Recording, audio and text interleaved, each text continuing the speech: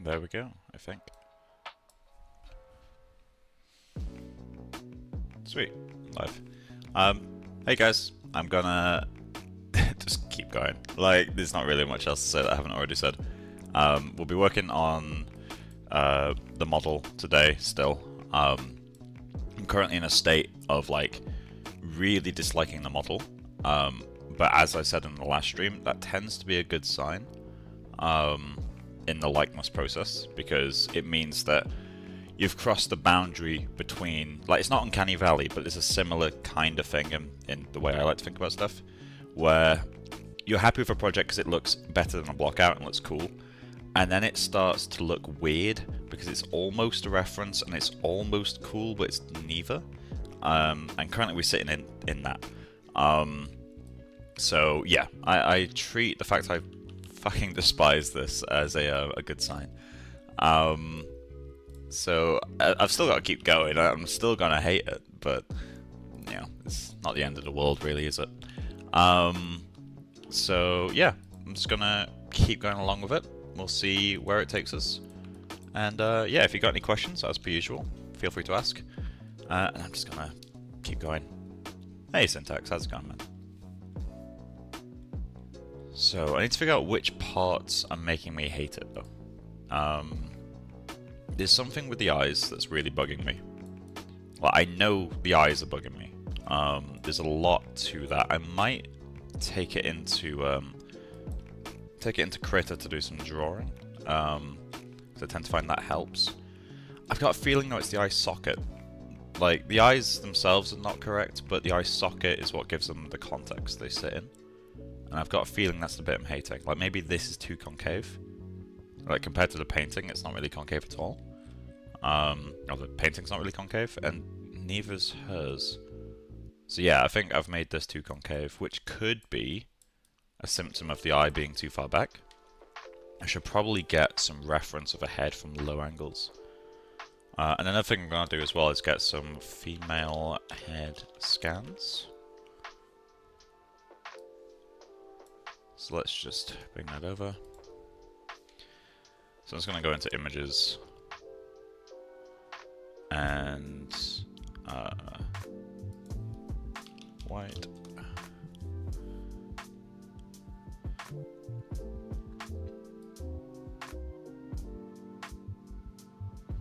It just gives us more points of reference. I guess we could go on 3D scan still, couldn't we? I'm always like blushing about, well, not blushing, gushing about how much I like 3D scan source stuff. She's too young though.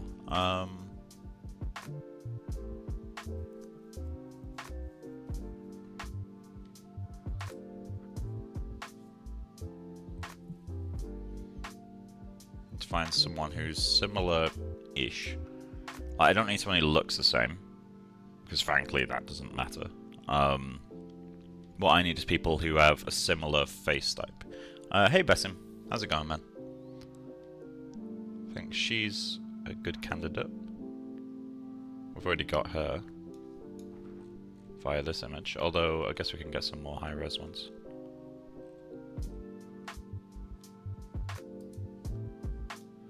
So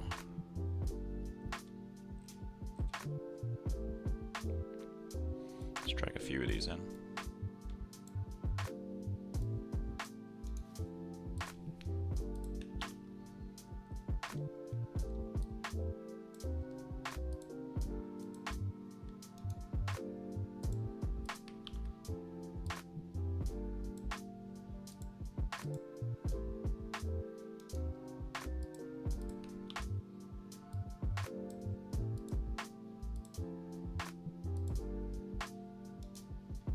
Like, images like this one really show you a lot.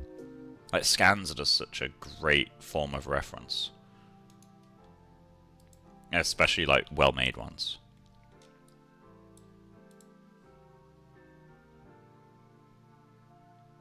I guess this can still teach us something. This one's less helpful than the other ones, though, at least for what our needs are. And then that's just a texture, right? Yeah, love that. So then, yeah, let's get... We already got the collection of her, but let's just grab these anyway. We got some higher res versions. The commitment is amazing. I wish I wasn't so committed to finishing this at times. Granted, I've got 2 projects now that I haven't finished, so, you know, there's room for improvement. I never finished a Ratatouille project. To be fair, that one was killed off by getting the kind of partnership with the Foundry, and not really thinking Ratatouille is the way to use that, you know? And obviously the Mona project as well, which I do really want to finish the Mona project. Although I do need to convert it at some point to Maya. I can reach out to the Foundry, but I've done nothing with them for so long that I feel like a bit of a jerk if I was just like, hey, can you just give me free software again? Like, I'm semi-sure they would, but it just feels rude to be like, hey, give me stuff. Again, especially given that I haven't like done anything with them for so long. I mean, what? I took close to a year off of streaming. Okay. Alright, we need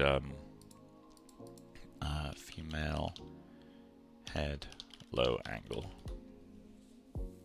I need to find some reference of what eyes look like from low.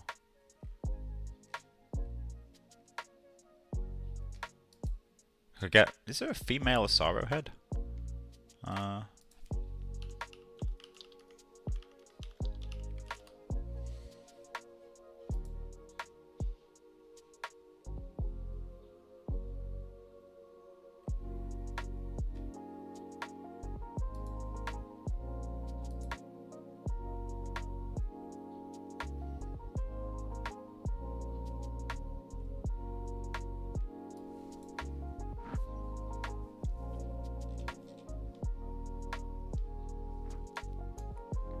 So just kind of helpful, but not really.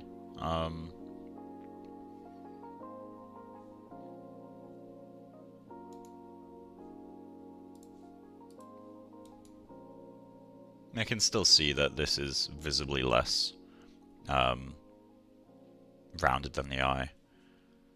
So I guess we can throw this in there.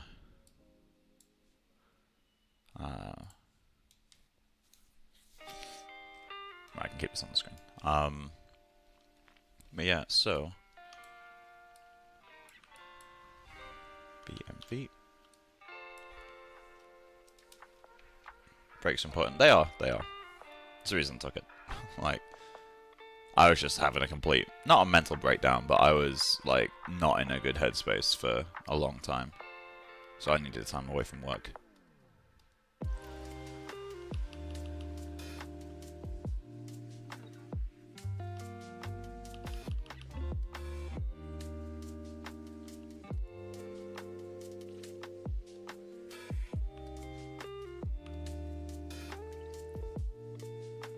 It's helped a little. Makes this feel strange though.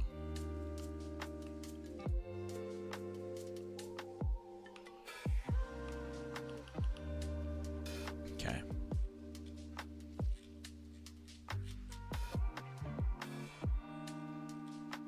I need to like arrange my reference as well.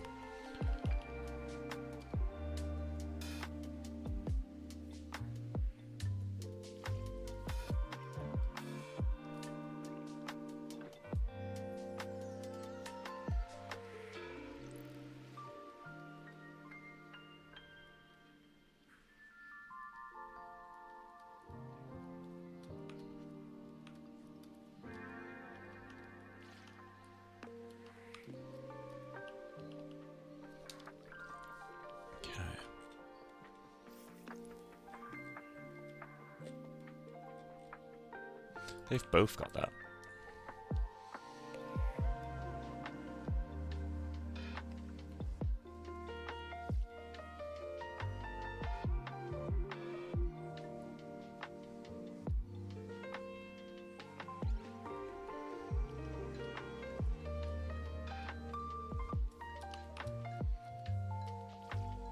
So that's what that crease is, okay.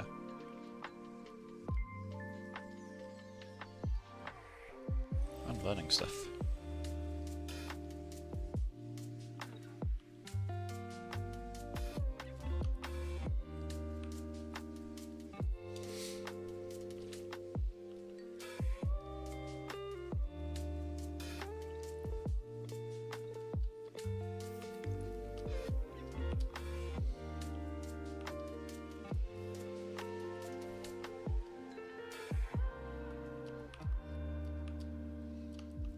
This angle is too much, isn't it?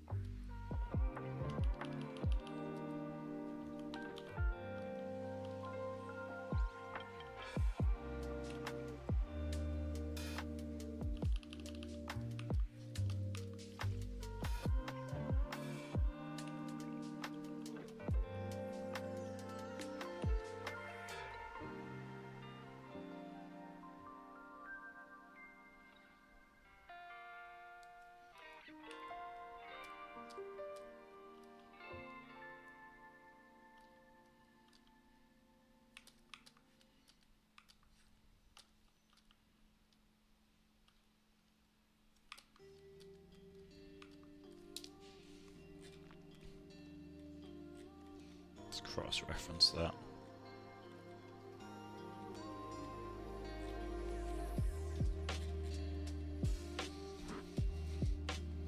I mean, hers are quite hollow. I think this form in general is still required. That brush I haven't used in a long time. Clay.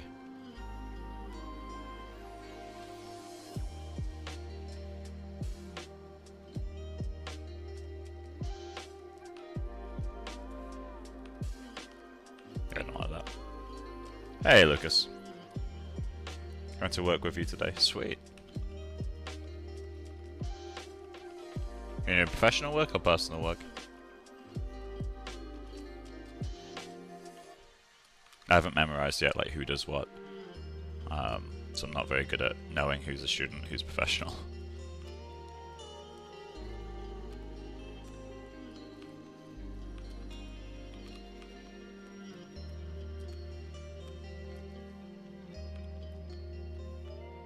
Okay.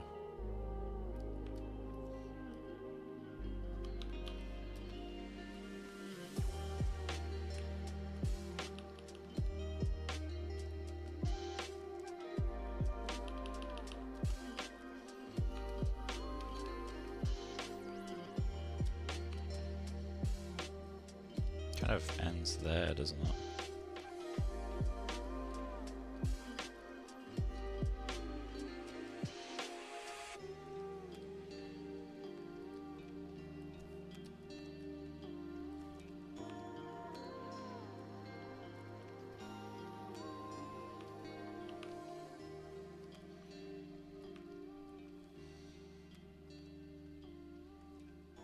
I'm graduating college. I'd graduate college and still a student in many ways. That's fair enough. And we're all students in like quite a few ways.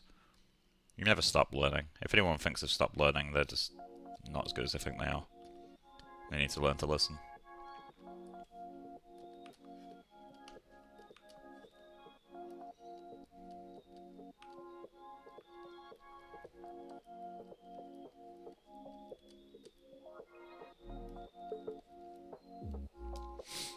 There's still a little bit of something here, isn't there?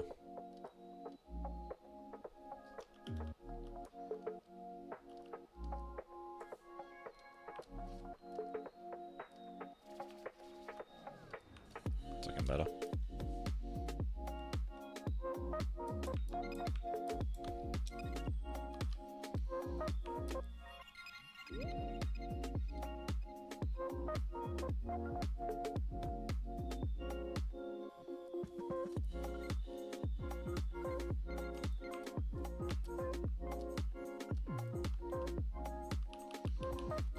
I'm tempted to add a temporary UV seam just to cut the mouth in half, like remove the lower jaw, because that'll make changes to their kind of lips a lot easier. So I might leave the lips alone for a little bit, come back to them.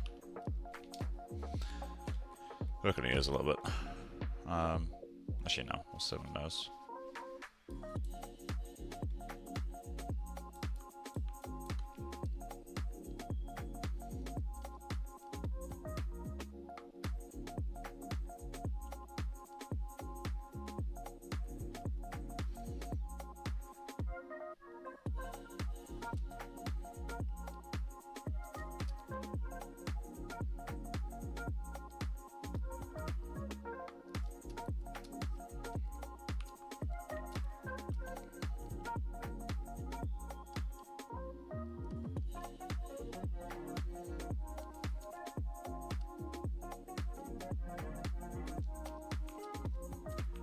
oversculpted that a bit.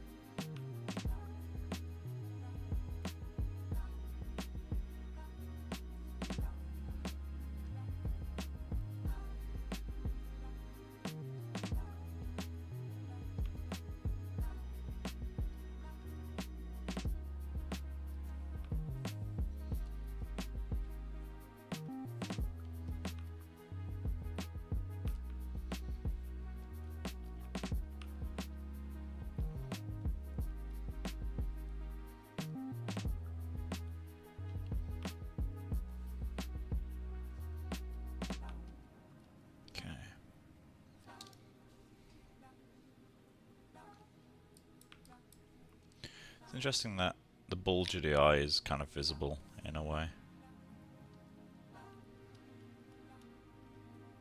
That would result in that, wouldn't it?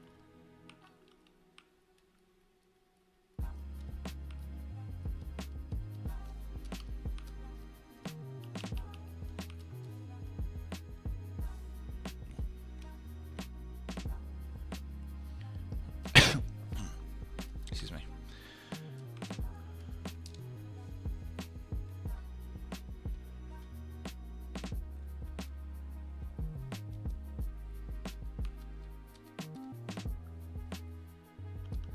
Mouse feels really slow now.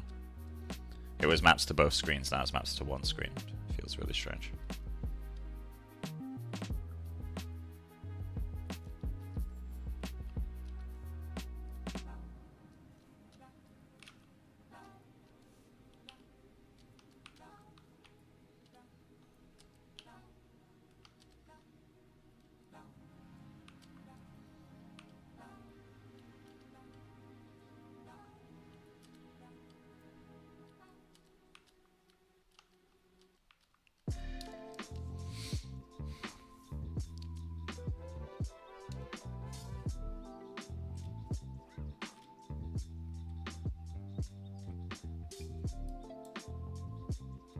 I've got a never-ending temptation to actually match the way she does, like, the way she holds her eyes.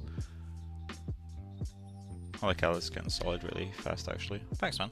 I'm inclined to disagree, but I'm also acutely aware that I'm in the negative stage of work right now. Like, it's something that everyone goes, I think it's an interesting topic, to be honest. It's like, I've had this discussion with students a bunch of times where they're like, oh, when do you stop hating your work? And I'm like, that's the neat bit. You don't. And like, it's just one of those things, like, you learn the creative process contains a lot of this. And it is annoying. It is kind of, not upsetting, but like, you'd hope that you get past it, like, artistically, and you just don't. Like, and that's okay. It's just part of it, yeah. So the top lid is too high.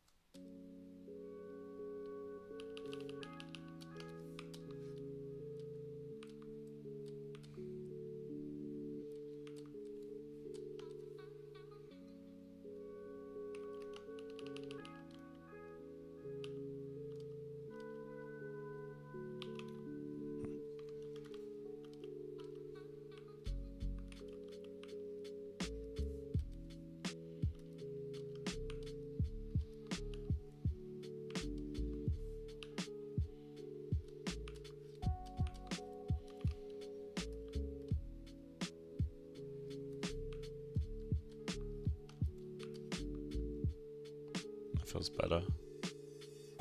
This bit's bugging me now though. A teacher once said to me, do you think Michelangelo died in peace? He died thinking about his next work. Yeah, absolutely. There's also, like, I was actually watching a video about him the other day, or video essay I should say, where it's just like the amount of unfinished work he left. Like, it's vast. Like, there's an absolute shit ton of stuff he never finished. And I find that quite cool. Like, oh shit, did I sculpt asymmetrically? I did. Okay, let's do a smart resim. I don't think it fucks up the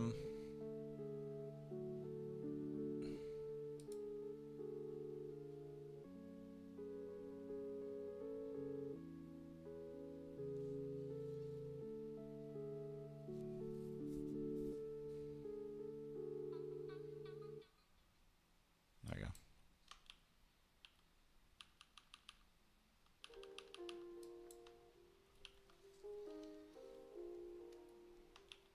Just gonna run it again on the highest level. Smart resim averages the two sides, so it will need a little bit of adjustment, but although there's probably power in that, like, given that it averages the two sides, if you oversculpt something and you do it asymmetrically, would that bring it back in line? I'm not sure. Not really sharp bit of nail hair. I have to go for that. Also got some brownie on me. Nice. Always clean and presentable, me. Okay. This bit is weirdly annoying.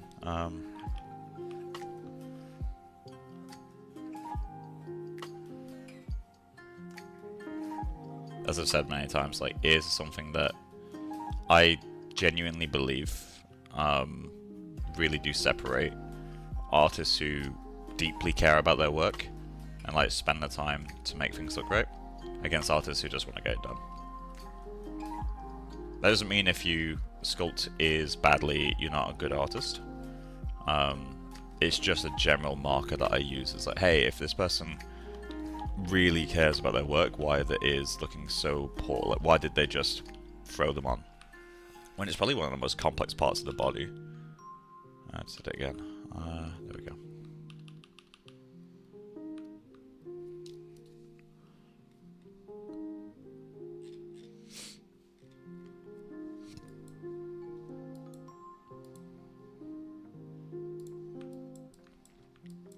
Need to get that, the lip of the lip, I guess. I struggle with those when I first start. I still struggle with those. Like, I don't think it's a when you first start thing. I think they're just really difficult.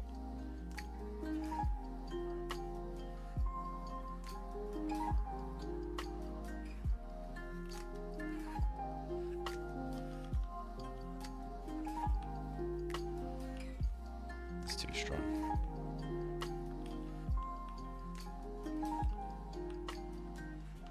There we go.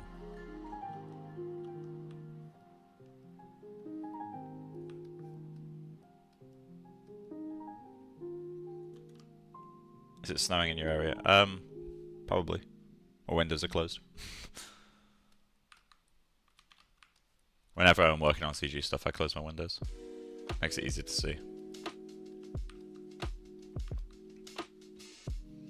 The sun is great and all, but it really loves to interfere with screens.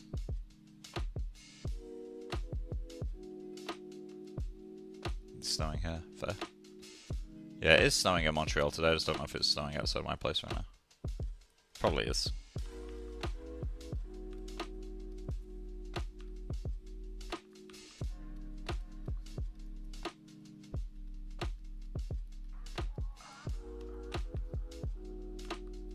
Okay.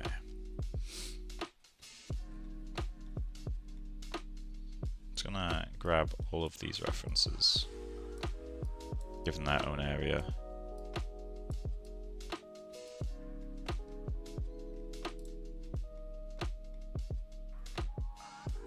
This one though. This one can go under generic ref.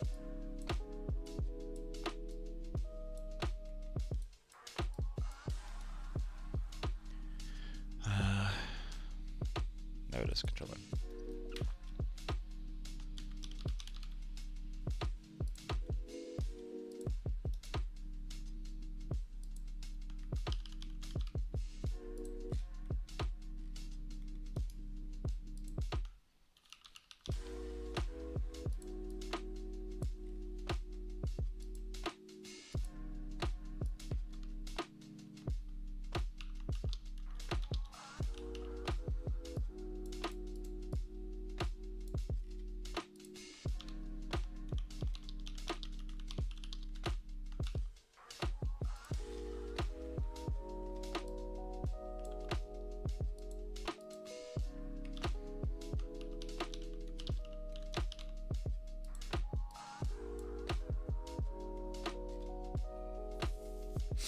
I'm wondering if I should use the digital Emily textures for this project.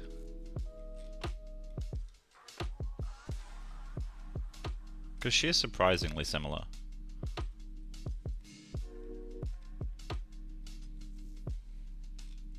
And they are free.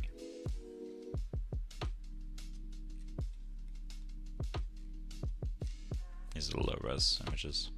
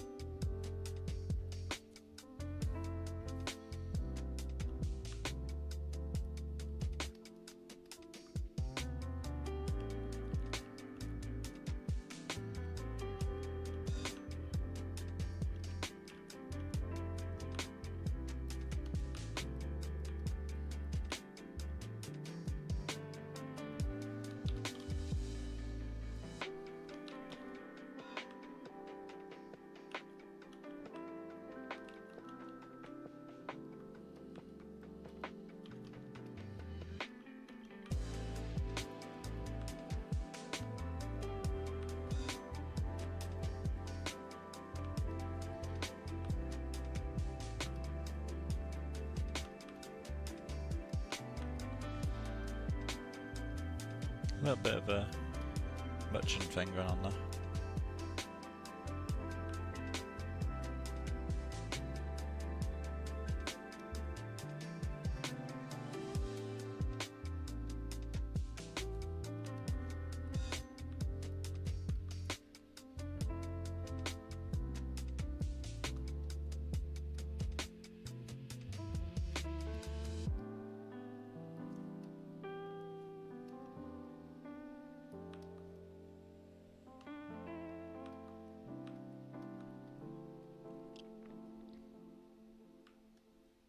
Digital Emily sounds like a great head to practice forms and shape stuff. Yeah, and Digital Emily is a really good project.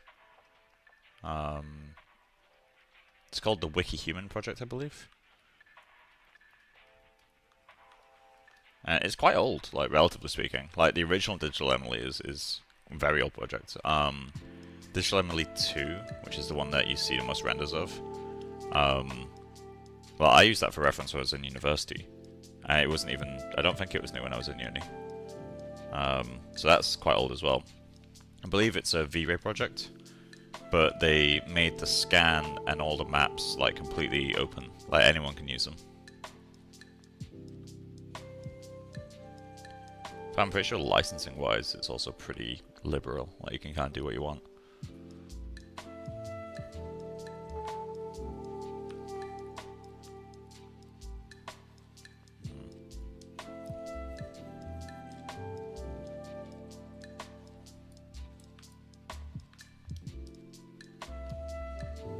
Shadow. Suggest something like that.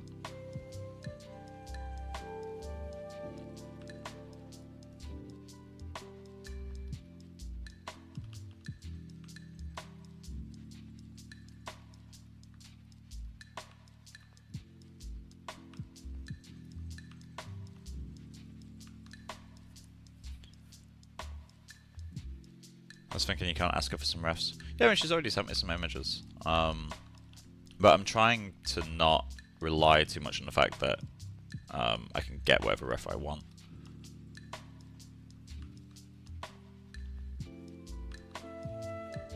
But I like treating this like a normal project.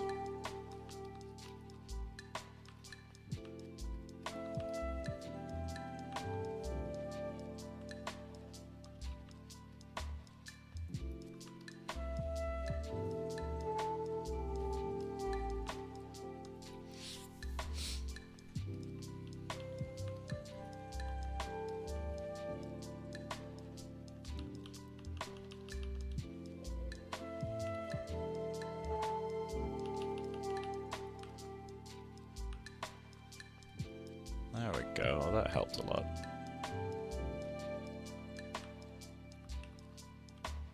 This area here needs less volume as well, I think. Right there.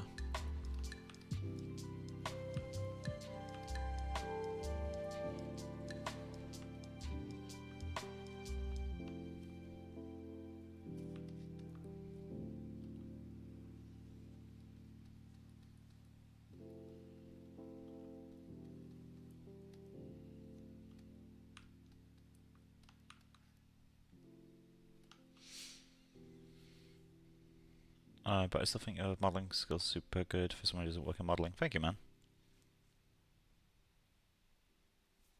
Yeah, likeness is really hard. The thing, like, at some point, I think I'd like to try working in a modelling department, but my skills aren't there yet, I don't think.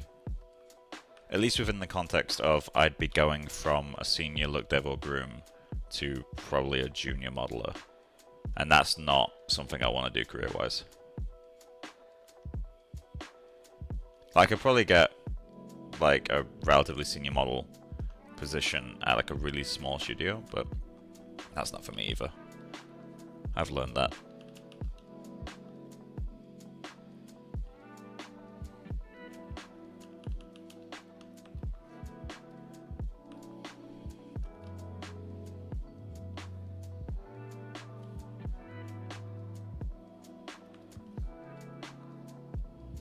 That's feeling a lot better. I need to get back into my test the lineups. Just looking at a ref on my other screen. It's really sharp. By modelling, you mean polymodelling? No, sculpting. Well, sculpting is modelling.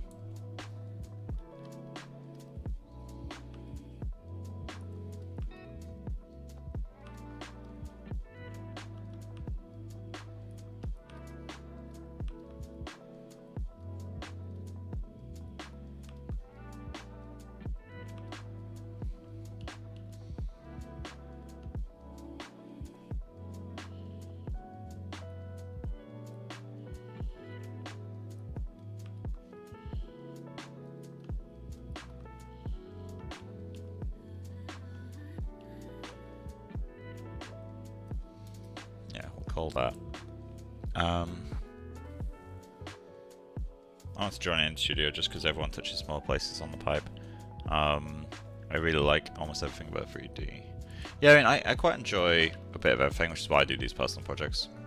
It's why I don't like collab with anyone, because I want to do it myself.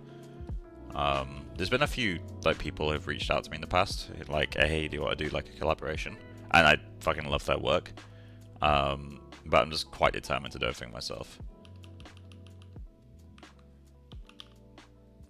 People have generally stopped asking me now, because I think they've realised that I don't do it.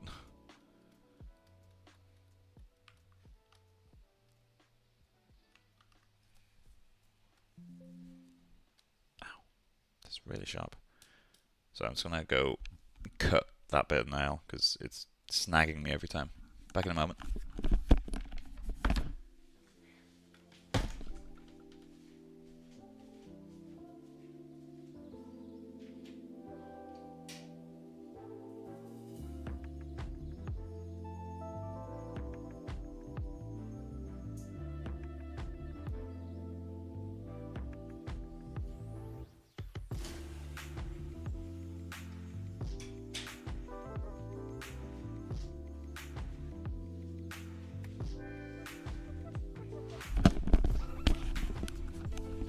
I'm now free from the tyranny of my left thumbnail. Okay.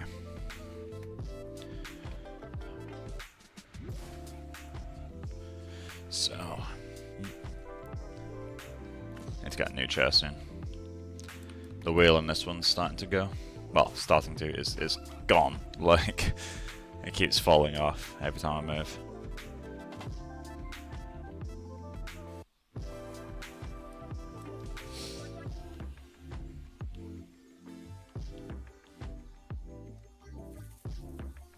That crease needs to go in a bit, doesn't it?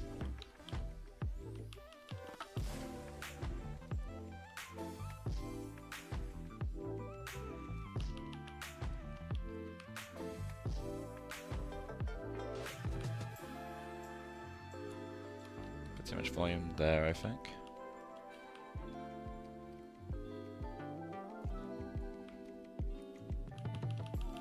Okay, now we'll take it into Maya. So, save scene. Lowest res. Export. CG stuff. Projects. Personal projects.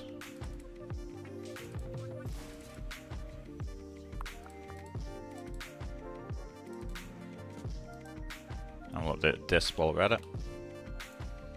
C plugin. Multi-map exporter. Displacement, create all maps.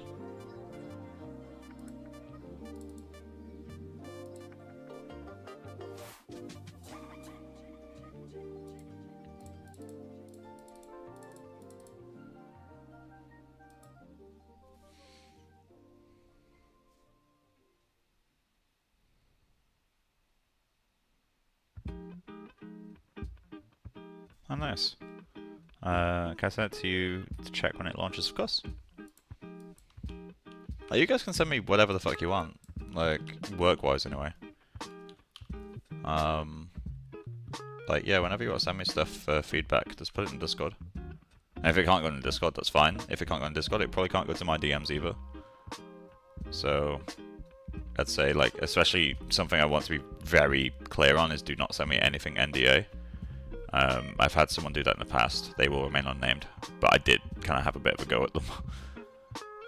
It wasn't like a big property, it wasn't like Marvel or Disney or anyone, but it was still like client shit, and I don't want people sending me that.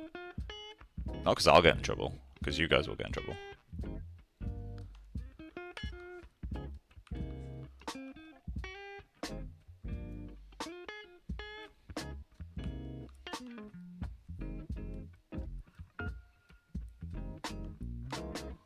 Do you and Katie still talk about creative things from time to time? Mona was vastly different.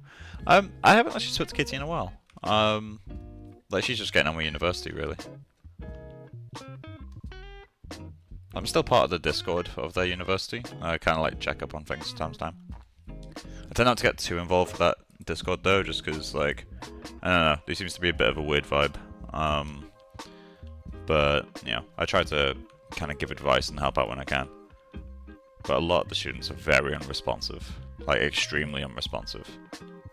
More so than any uni I've seen in a long time. That's not talking bad about the uni, it's just like, there's a weird culture right now for them. Right, that's exported and ready to go. So, import. Modeling, ZBrush. Sculpting, exports. There we go. So, select this guy. Select this guy. Form, blend shape.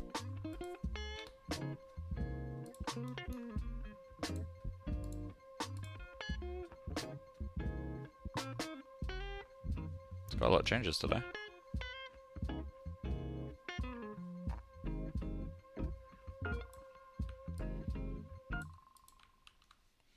Okay. So back to checking lineups forever. This one is a fan art of Disney. Fan art is fine. What I was referring to before is someone actually sent me like their studio work for feedback. Again, small studio, not a big client, but I was mad. Like, I was just like, what the fuck are you doing? Like, they got the lesson pretty fucking quickly.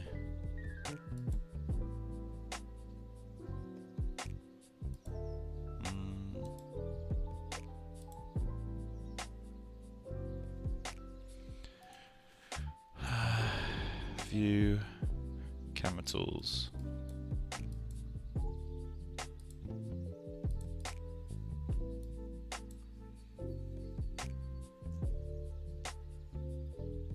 Oh, this is actually a good idea. I might have missed the context of that message. What are you replying to there?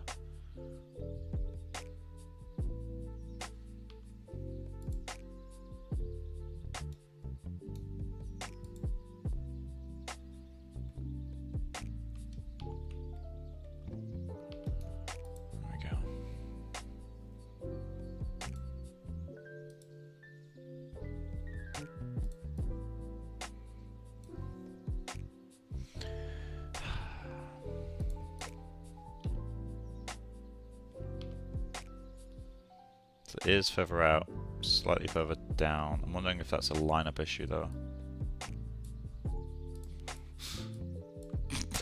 Okay.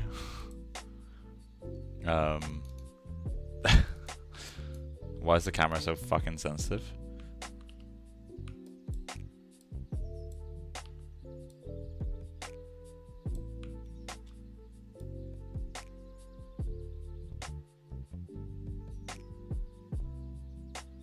That's closer.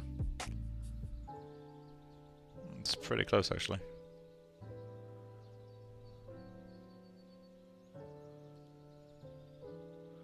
Okay, let's keyframe that.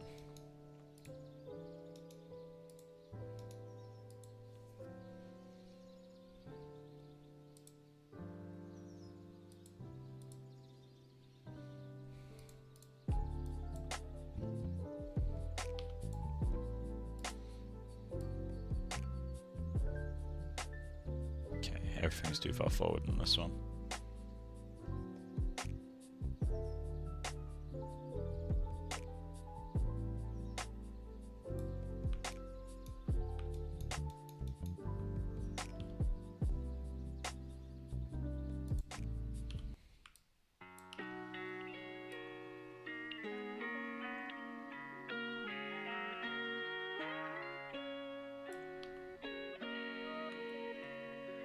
Why is it so fucking sensitive?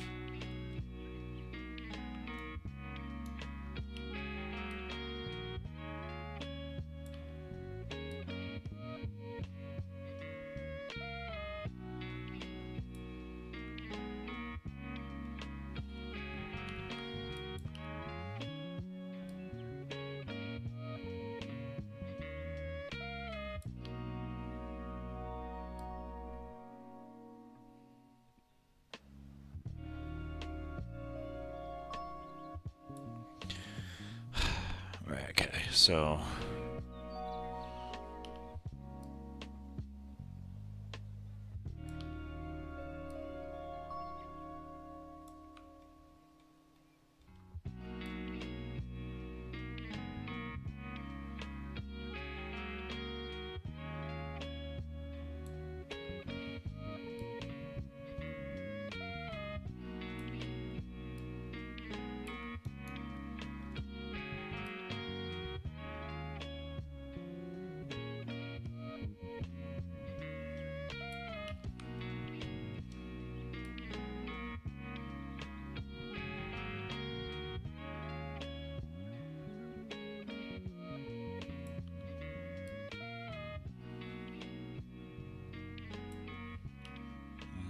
too much.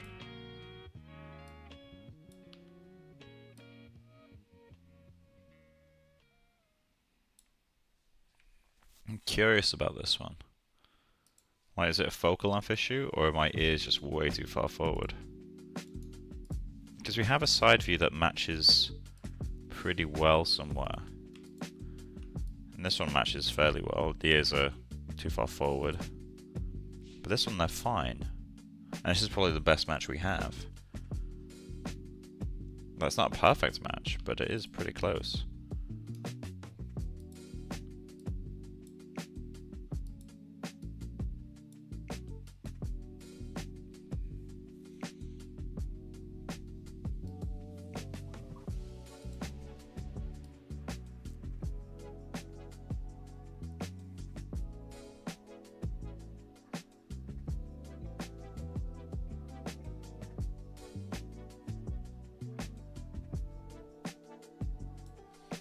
part that needs to come in.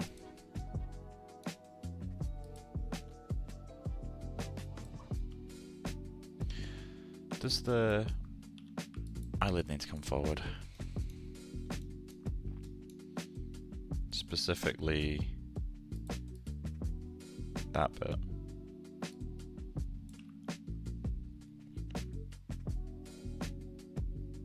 There.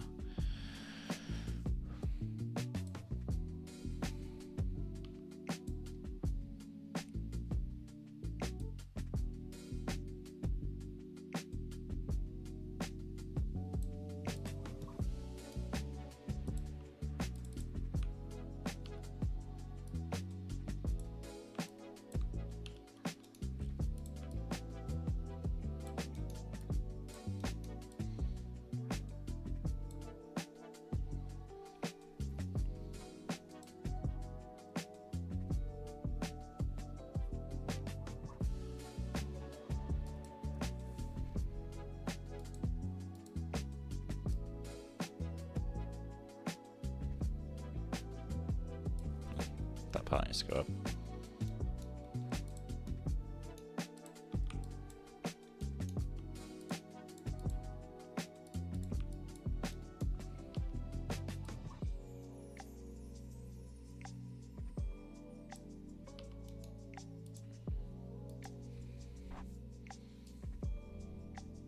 Okay, then that needs to come forward.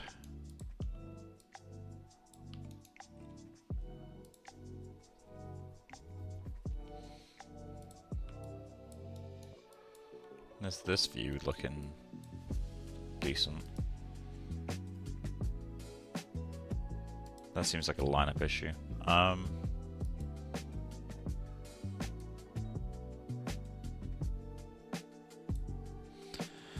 let's try to line this up a bit better. Okay, so select the camera.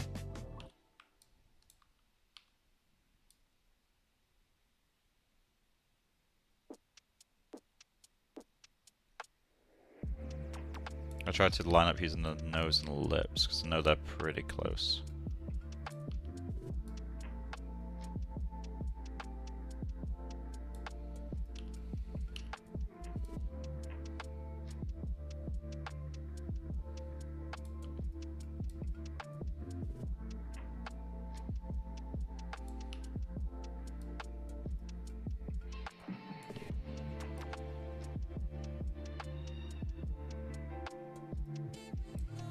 We're getting close.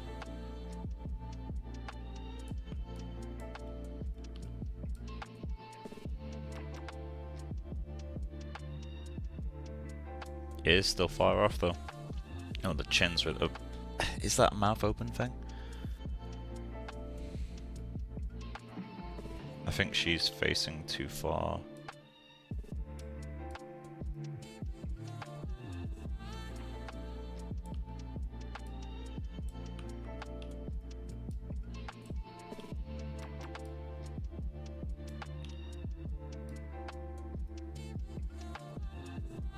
Oh, it's getting close. It is still a mile away though. As is the chin. So that's a lot closer than it was, so I'm just going to keyframe that. In fact, can I just... I can.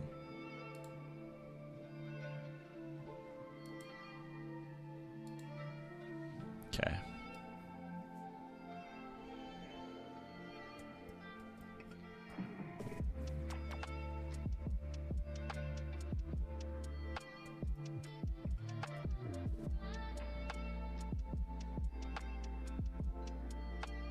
Mine's got a bit too much of a duck face going on. I'm wondering what can cause it to be perfect from the side view, but to be too far out here. Like, come on. Like, in theory, that means that the only axis it can move on without changing the side view is this one.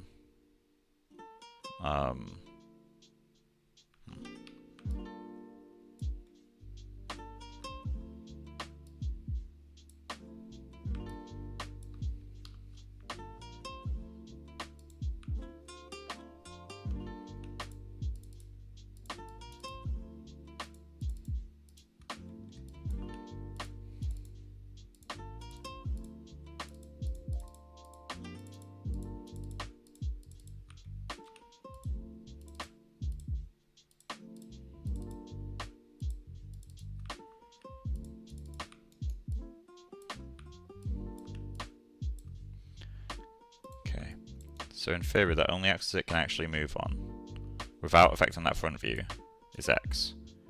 But to match, that ain't happening. So there's something else going on here. Like, that's going to be way too wide. I can't move it backwards. So then the camera match is the only thing that can be... Well, it's not the only thing that can be wrong, but it's the most likely thing to be wrong. The ears can come out a tiny bit, but really not much. And again, mine need to be flatter because of the hat. So how come we're so far off in these angles? Although, to be fair, the eye is nowhere near on that one as well.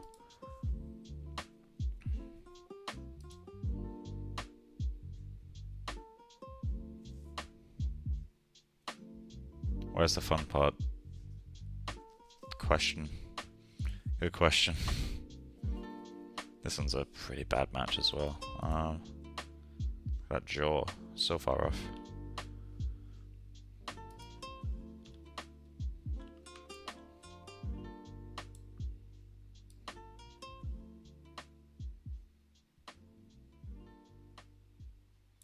I'm wondering how much of this is caused by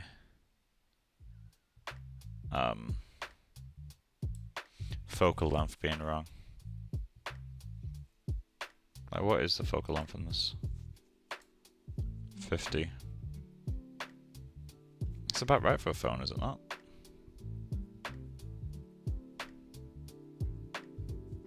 This is definitely a selfie with a phone. I think.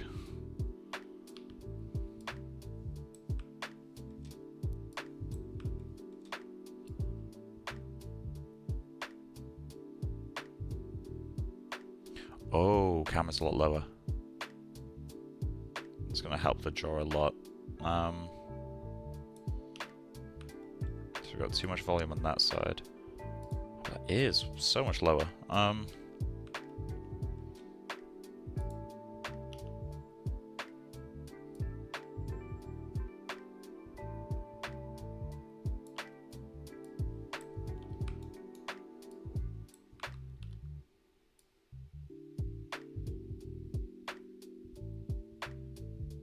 Starting to get better.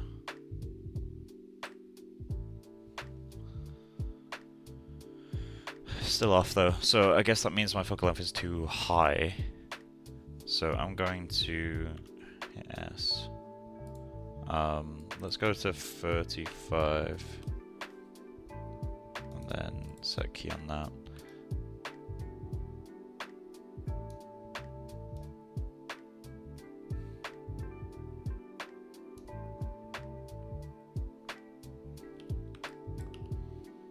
Right, so let's just think about this logically.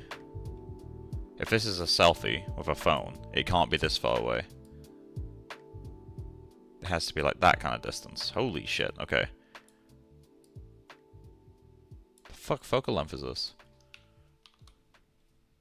The fuck focal length is this? 18?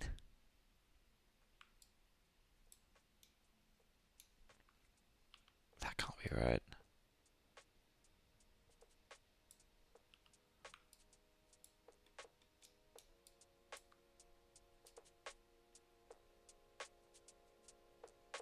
I don't want this to be right. Jaws a closer match though.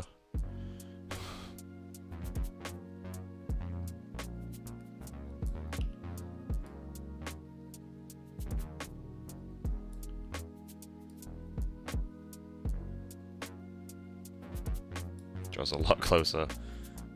Fuck, okay.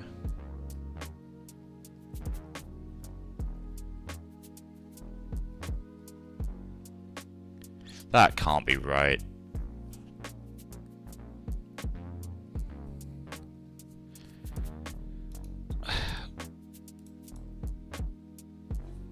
I'm gonna Google that. I'm gonna alt save this as well. Camera, oh sorry, phone, camera, focal lengths.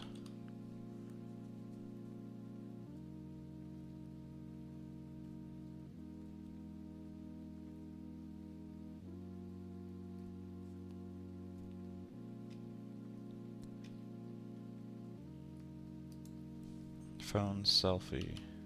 Oh, it's front facing is the word, isn't it?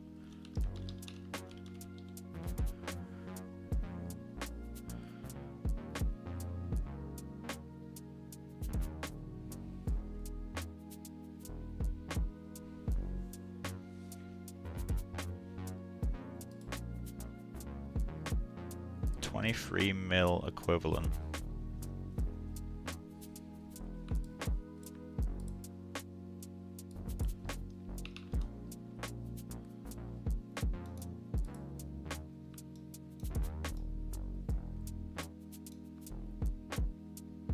That's pretty close.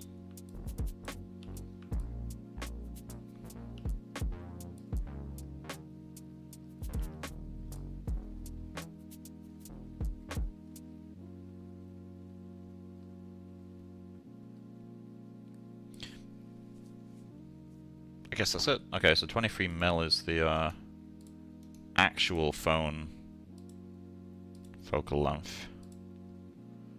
So which ones are captured on phones? This one looks like a selfie.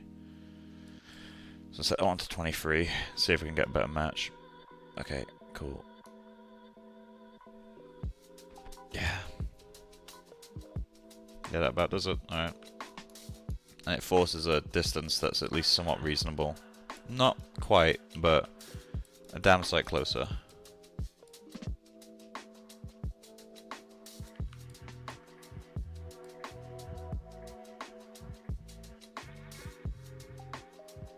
Now the angle on these will be wrong, just because my head is looking directly forward, like as in the modeled head is looking directly forward, whereas she's like that.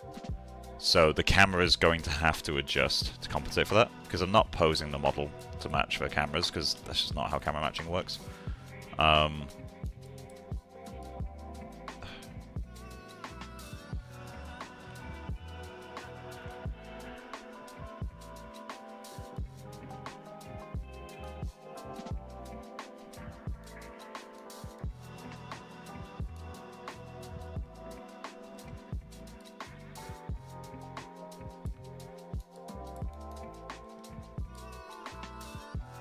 I'm going to use the width of the mouth as my guide for distance. Okay. And my jaw is fucking massive. Either way, distance is about correct there.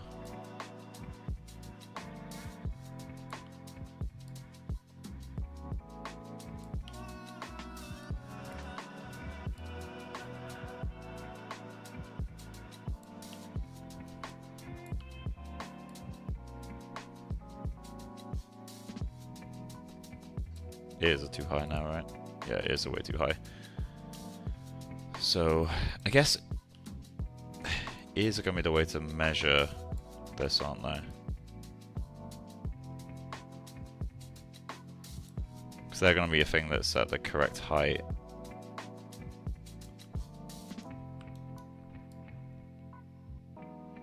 But that's not right.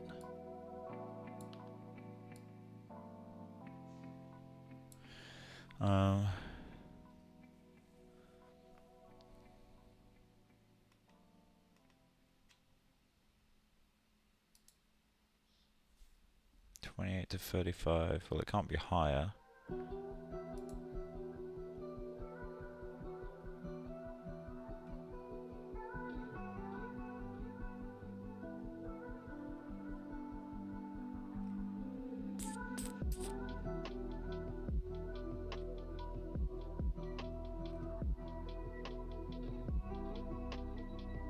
$5.9.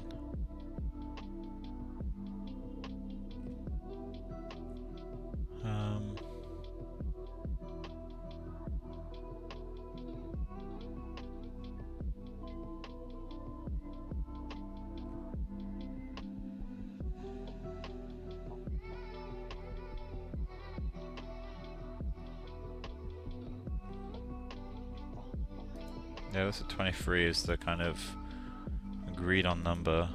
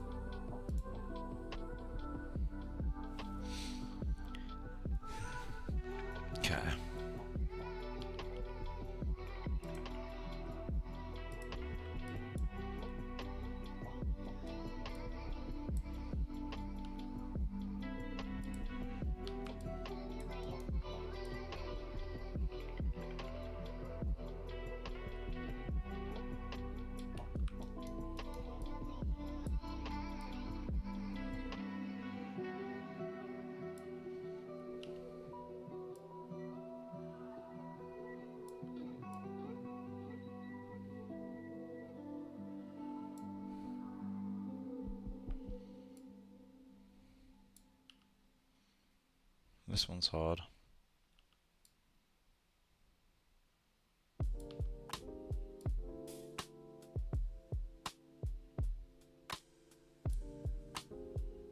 That's closer.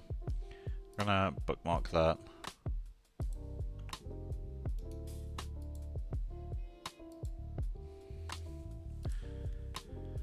That one matches fairly closely.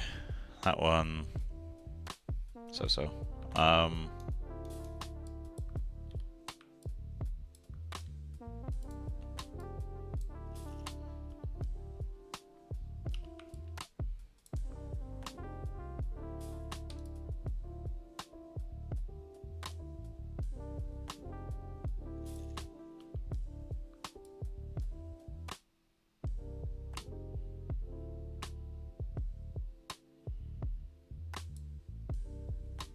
That's pretty close.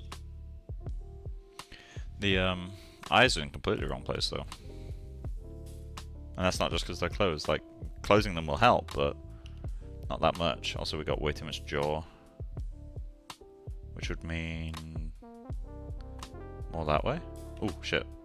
Wrong thing.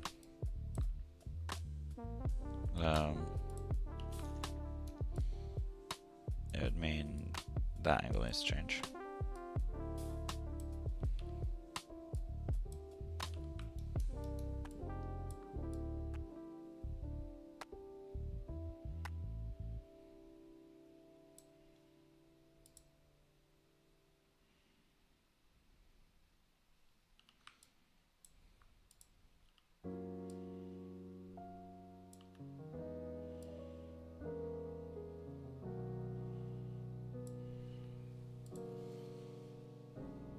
That angle does look strange, to be fair.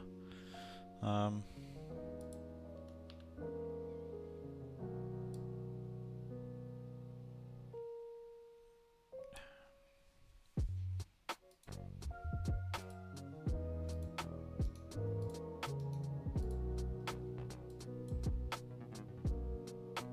ear is really confusing me, though. Like, the ear can't move, so it's not an expression thing, you know? Like, we're not cats.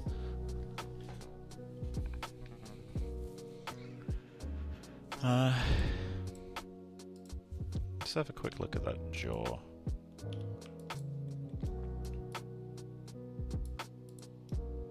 This could be too wide, couldn't it?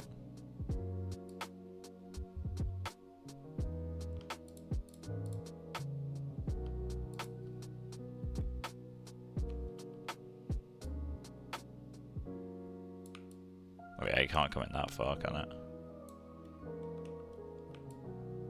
I guess it could.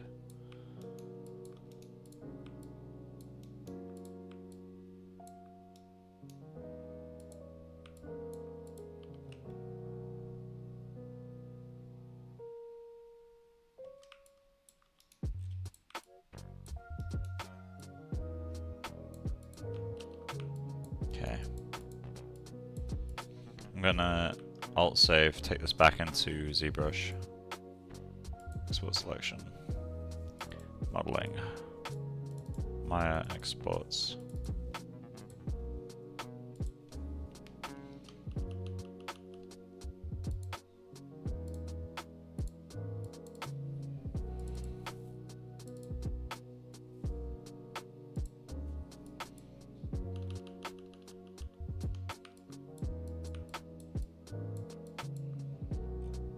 Let's take another look at the jaw, shall we? Where's that picture? There it is.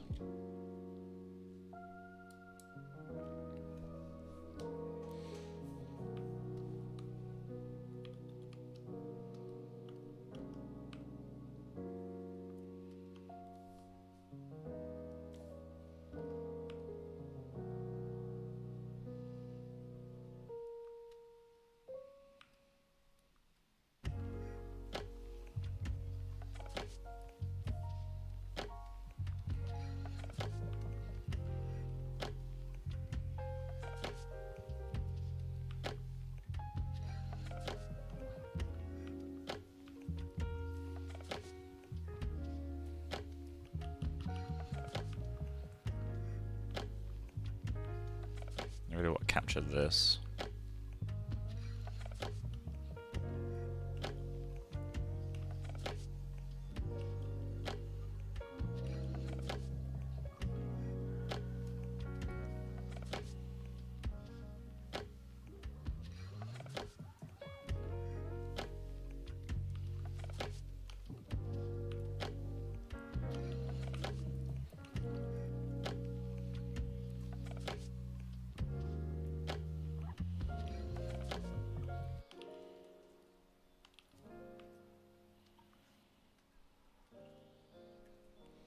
weird how sometimes following topology gives you a better shape. And not in the way of like, oh, like it gets a cleaner line. Like, no, the shape is more appealing.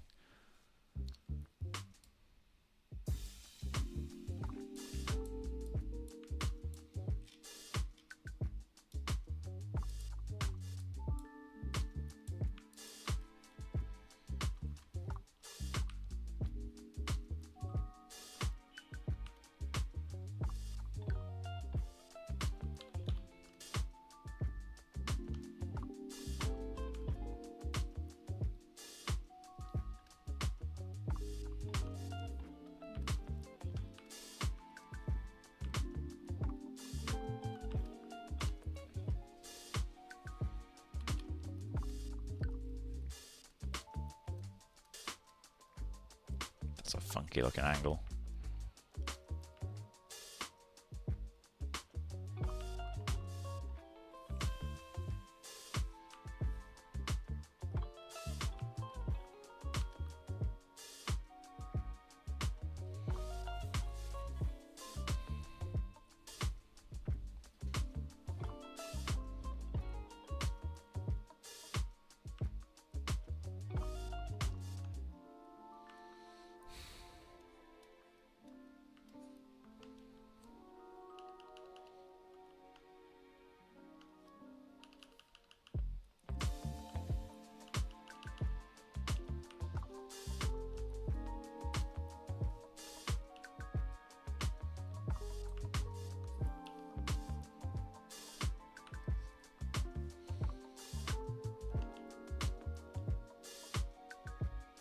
I'm gonna pull this to match. Let's go to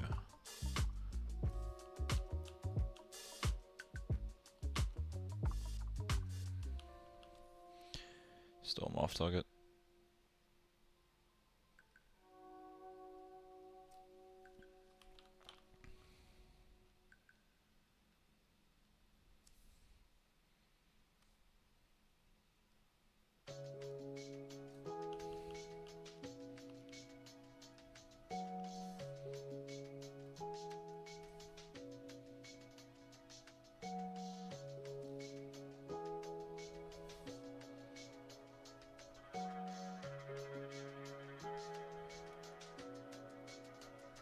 That took a while.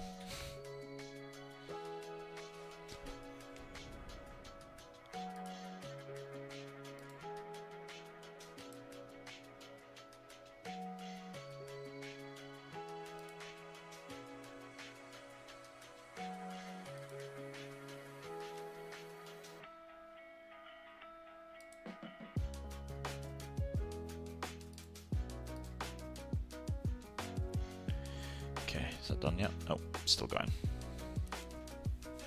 There we go. Just as I started to like lean back a bit.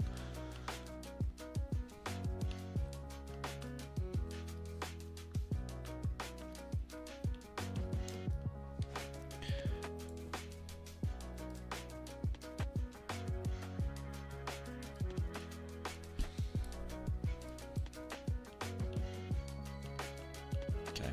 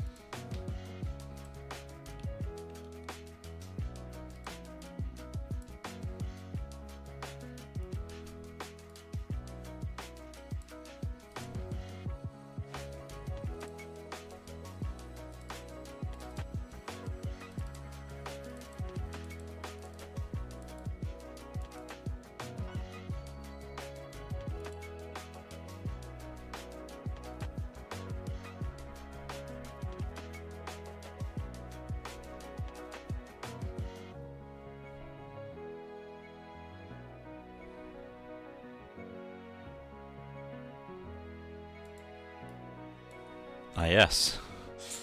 Beautiful. That's why I saved.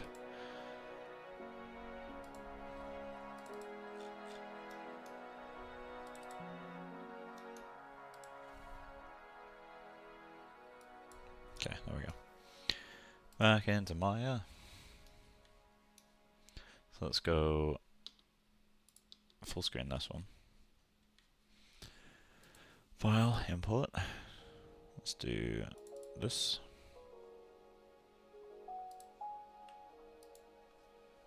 Afternoon, morning. It's still morning here. 10:30. Good morning to you. Or afternoon. Default, blend shape.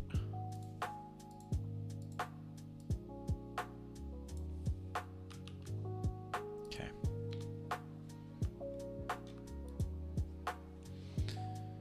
Not sure where in the world you are. I'm in Montreal.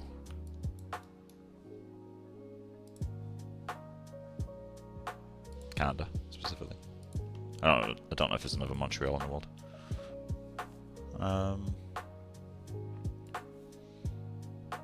Modeling, ZBrush, blockout, exports, hair. Yes, I'm sure that already exists.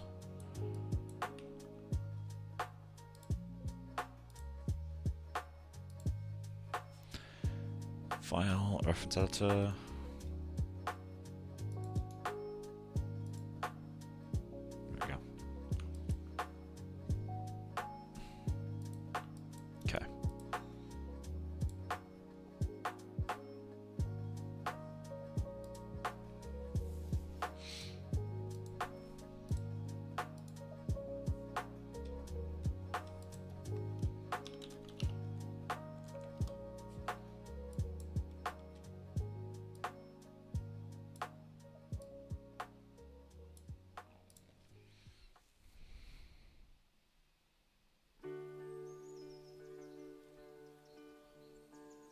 Is that automatically shuffled in?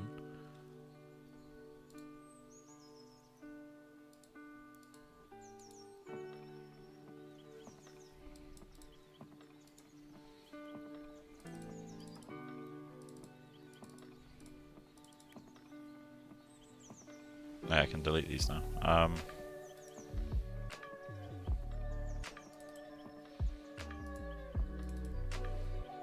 It's going to delete all of the TX files. There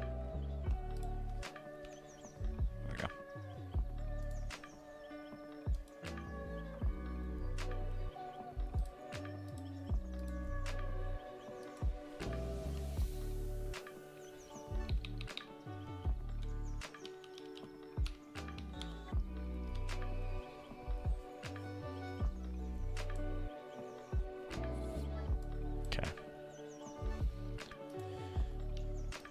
Can't remember what light rig B was.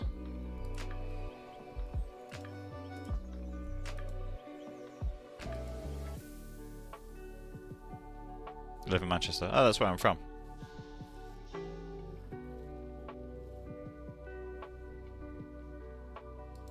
Oh yeah. I'm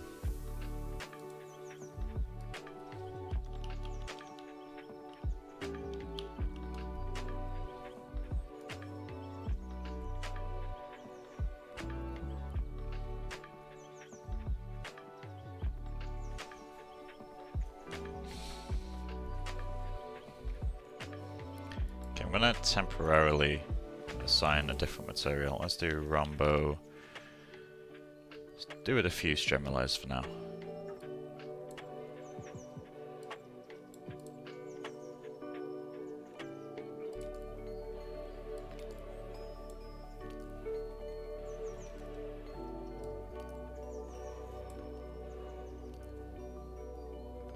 Yeah, there's a Bolton feed me. Fair.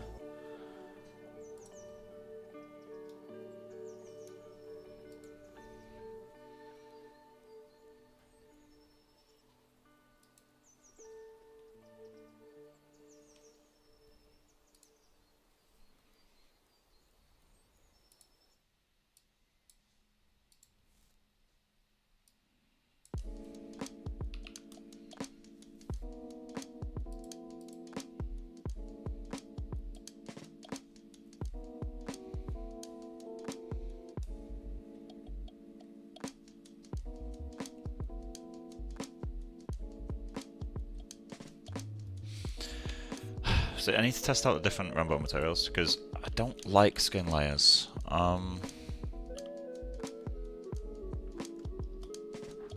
Like, I know factually they're very nice, I just haven't got on with any of them yet. And I can't figure out why. That's the bit that's really bugging me.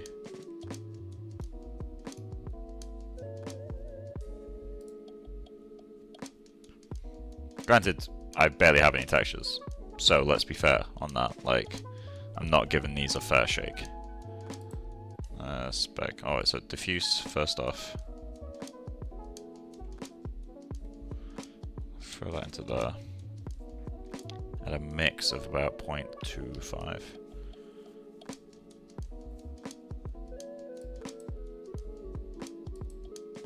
Okay, so that's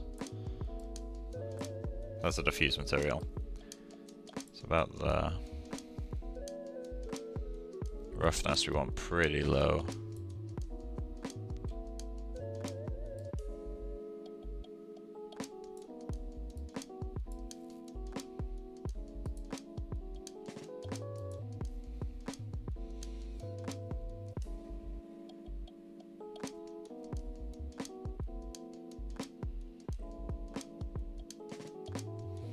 This material feels quite nice.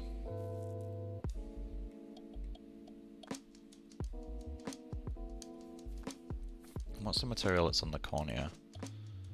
Which one did I use? Was it dipole? No, random water. Alright, good.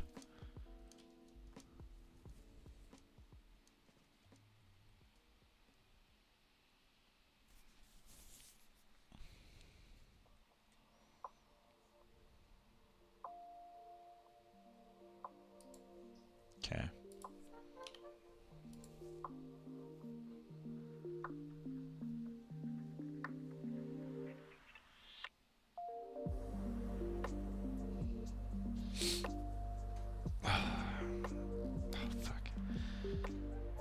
Crushed my little finger this morning with a 70-pound dumbbell. It felt great. It's like a tiny, like, I don't know if it'll even show up on camera, it's like this tiny little dot, which appeared instantly when I dropped it. And like, there's a dot on the exact other side. And so you can just see the 2 points where like the weight pushed into it. It's really weird. Like, I've never had such a precise bruise from like a crush before. It's really confusing. How come you aren't using the standard surface SSS? I just wanted to test out the Rombo materials. Like, they have some really nice features, so I've wanted to try them for a while, and just haven't given them a chance until recently, so. We can probably hide the hair for a moment. Like, I need to learn the materials, because frankly at the moment I don't understand them yet. And so it's going to be very hard for me to give them a fair, like, assessment.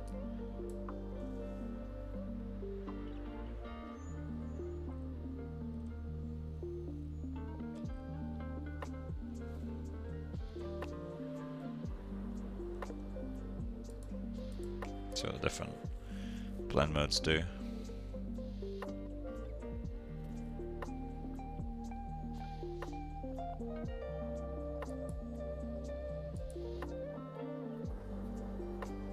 These basically alter how the scattering interacts with the actual skin color.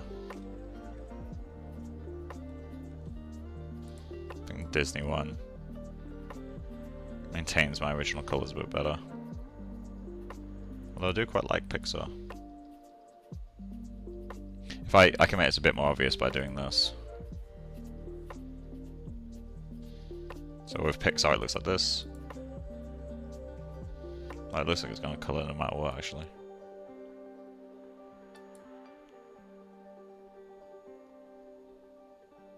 Yeah, I'd have to let those render out and A/B them.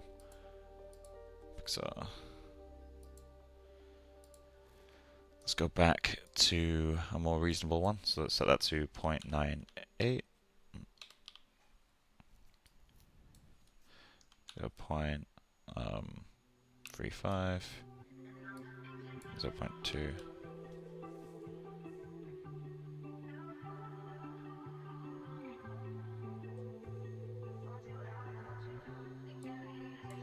we can try comparing these. If I do a standard surface, and I plug this into here, let's make the spec fair. So that's 2.5 just for that. 42.5. Okay, so 42. 5. The subsurface weight should be 0.75.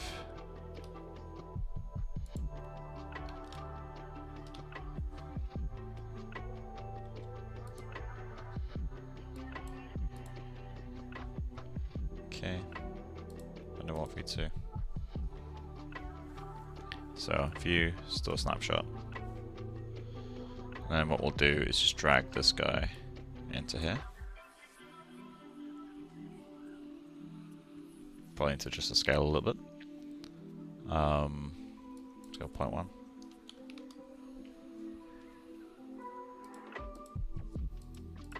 This one's a lot closer to my color in ZBrush.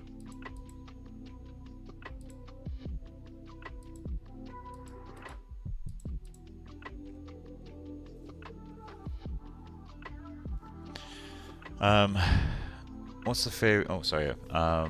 What's the theory behind mixing SSS and diffuse slope? Like I heard 800 explanations. What's the best practice? The way to think of it. Oh god, I really actually prefer the standard surface. I need to look into the color matching, or the color blending, because that's doing too much. For now, I'll stick with the standard surface, I guess. Sorry, Rombo.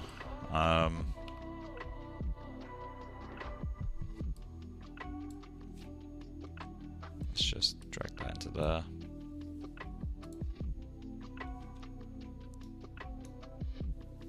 There we go. So mixing diffuse and subsurface. The simplest way to think of it is if you're not mixing them, you are saying 100% of the light is hitting that skin and going in. Like 100%. If you what's the word? If you have a blend, what you're saying is, hey, like the light will hit, and there's a percentage chance of it bouncing off diffusely, or it going into the skin, scattering, then coming back out. So, like, just logically, you know that there should be a mix of the two. Through testing, a diffuse amount of about 0.2 to 0.3 seems to work. So, subsurface weight of 0.7 to 0.8 tends to work best. But it will vary on ethnicity, it will vary on how damaged and dry the skin is. There's a lot of things that can cause it to vary. So just be aware of that.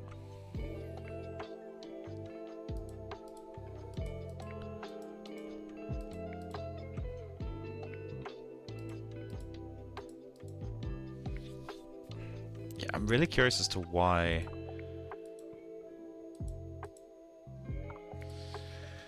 Let's give it another chance.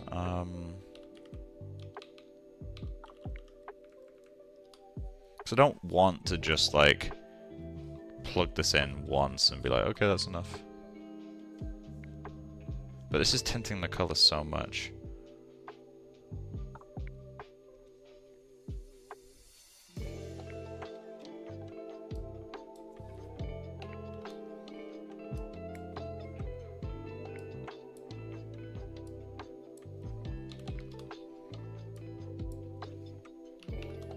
So let's allow that to render.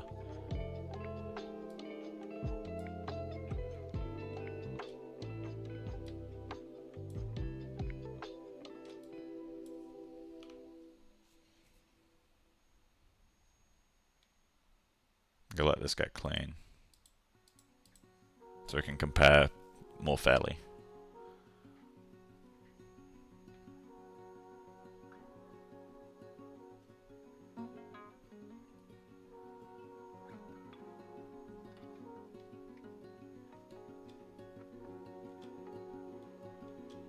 Okay, it's clean enough.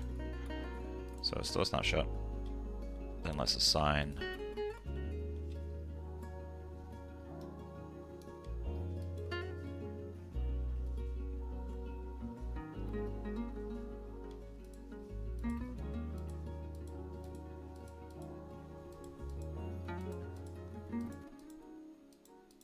Why does that look better now?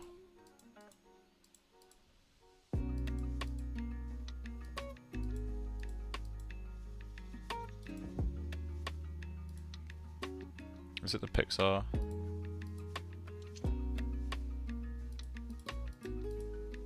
No.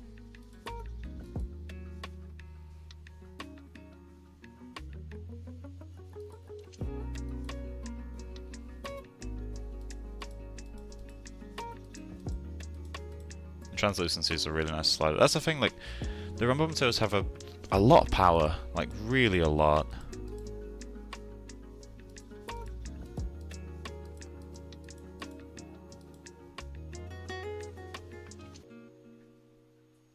(20 to 30% on diffuse and the rest on spec, however.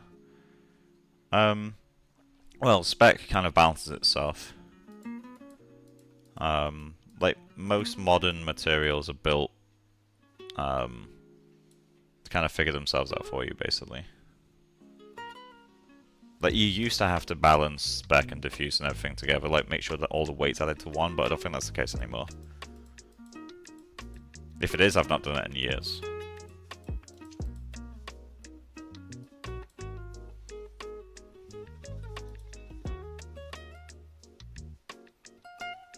Just remember what these do.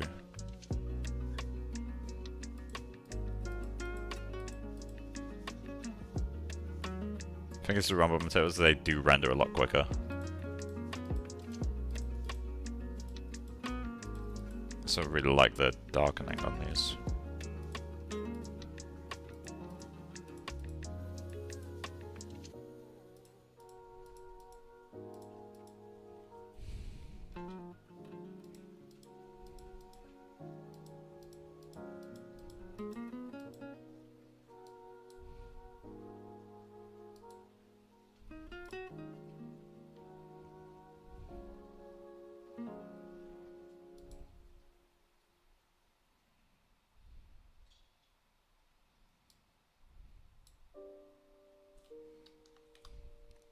Yeah, let's check that out.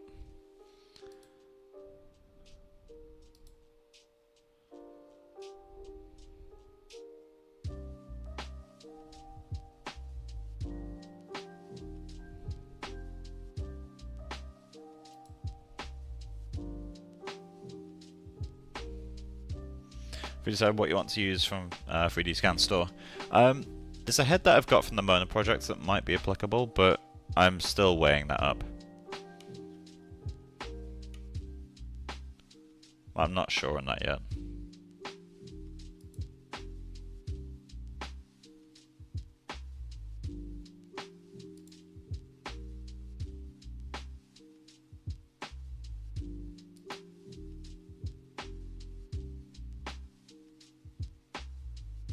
It's more like bounces back, right?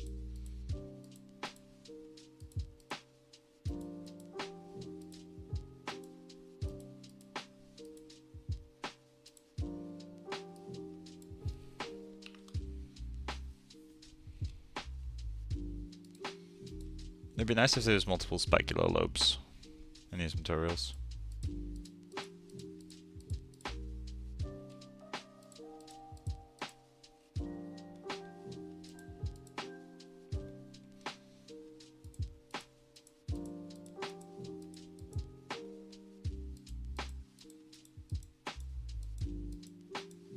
I think for me, I do prefer how Rombo's handling the edges.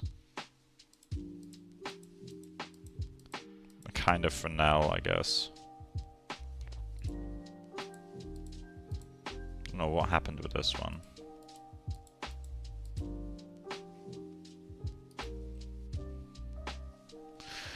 I guess this will do. I'm gonna get some different light rigs though. Let's duplicate that one. Light rig C. Accidentally screenshot.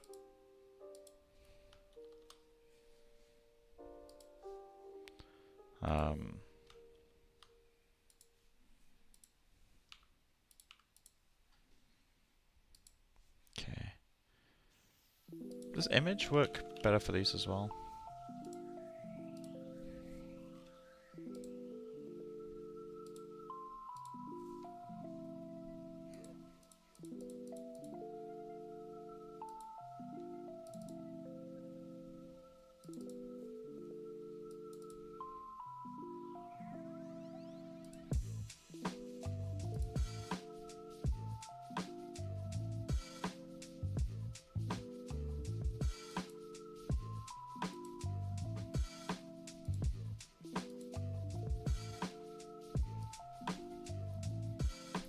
Bit bright light.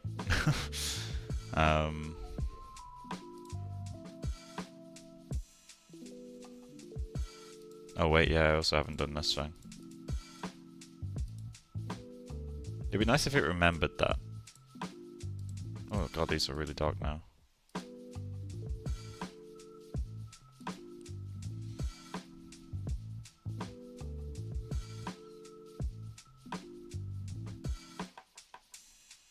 Let's go with -1.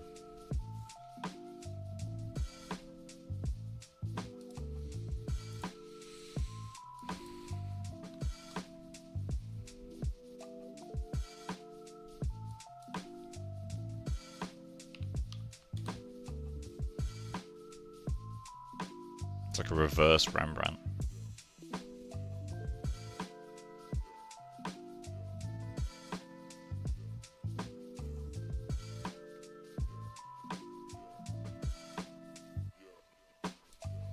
$270.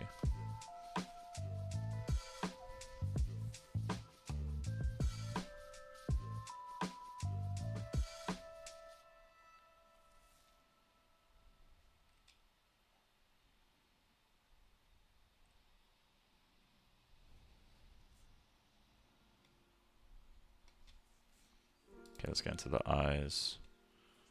Where's my sclera color?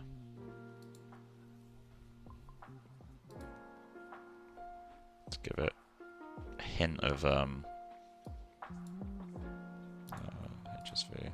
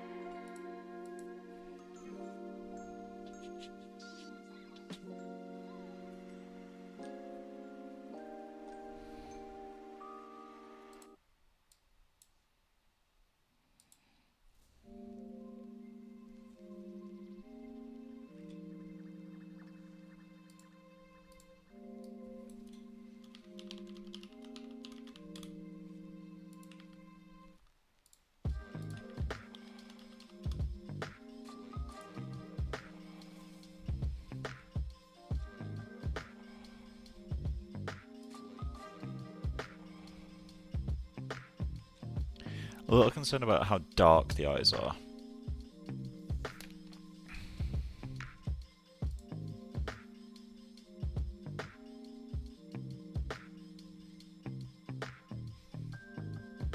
if I do that?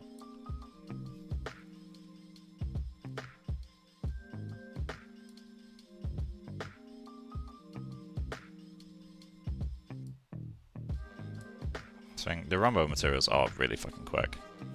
I'll give them that.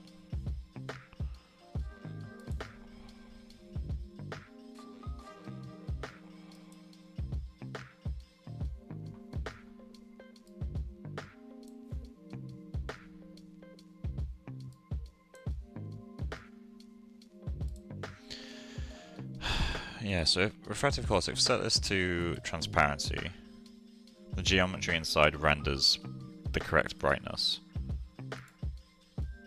If I set it to hybrid, it uses both, and so we get caustics as well. And if I set it to physical, we just get the caustics, which obviously darkens everything a lot. I mean, we don't just get caustics, we get a lot, but I don't think the model makes much of a difference in terms of brightness. Yeah, very little. So that's a 1. I don't think dielectric stack does anything either.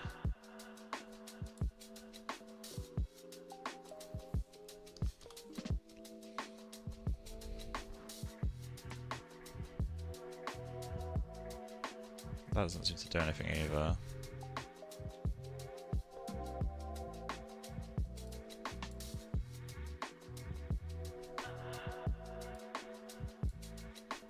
Doesn't seem to do much. 2.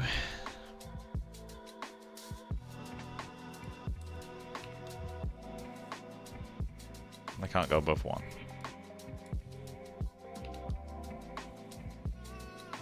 So yeah, the problem I've got though is when I do hybrid, which is what I'd want to render with, it doesn't mix. Like, it just breaks. All you get is the caustic part of it. So I can set this back to transparency and you don't get anything rendering. If I set this to physical, you get this. If I set it to hybrid, you get the same result.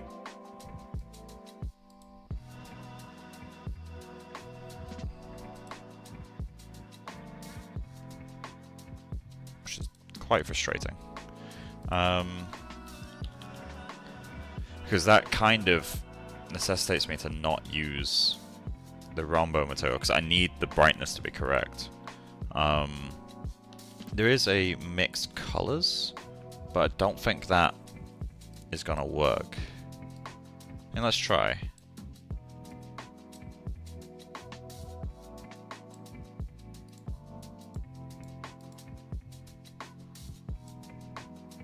But I expect this to break. Let's quickly save before I do that. Connect that there. Yeah, it takes the color, which is what you'd expect.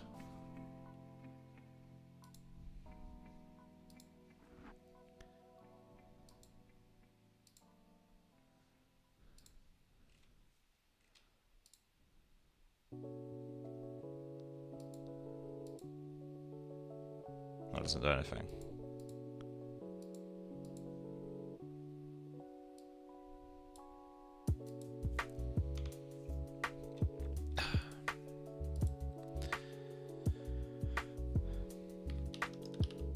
Extended surface.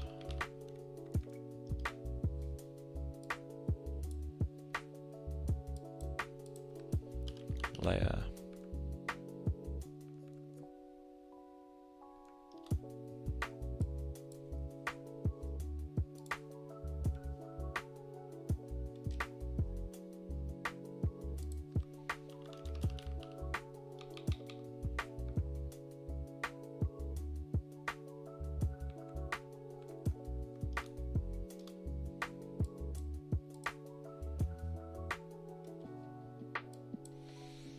Where's the mix? There it is.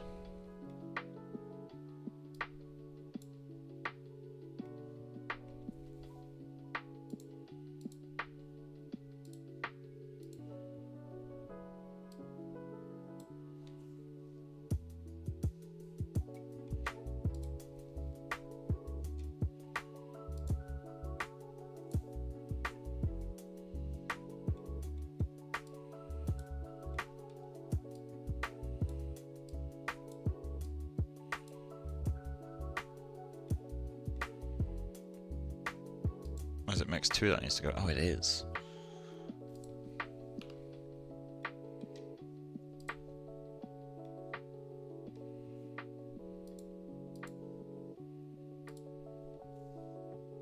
There we go.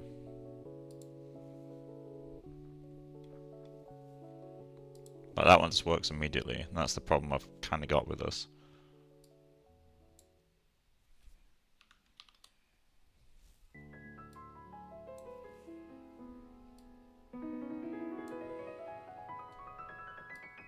That'll be 3, 3, 5.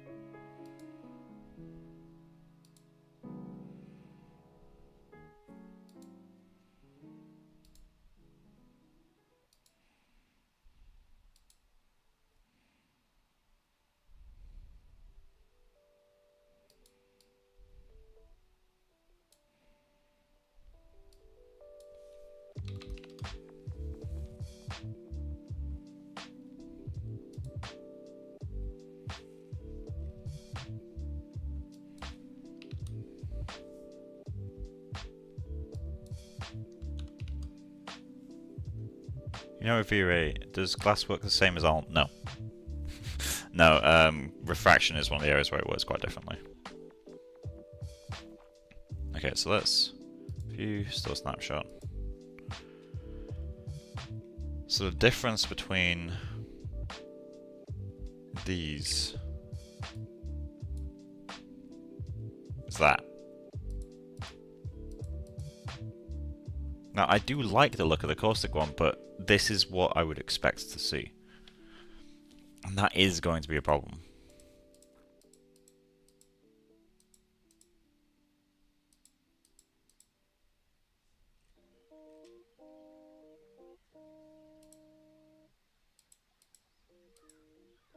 This does look bloody nice, though.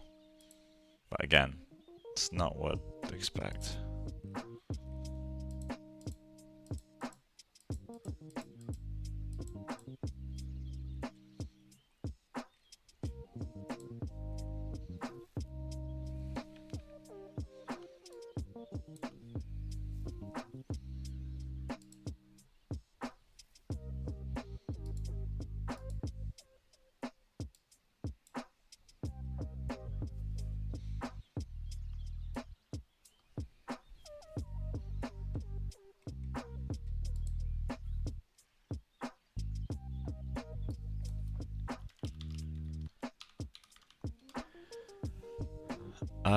Tell us the secret of finding motivation to not only do personal work but overall work from home, Fang. Because it is, sometimes it's hard to find the right motivation. Yeah, I mean, I worked from home for over a year. I don't think there is a secret to motivation. I do personal work because I like to make things. There's not really much else to it, to be honest. Like, I don't know. I'm not a guru. I know that much. I like to make stuff, and professionally, you make what other people want you to make. You don't make what you want to make necessarily. And so, yeah, I want to do stuff.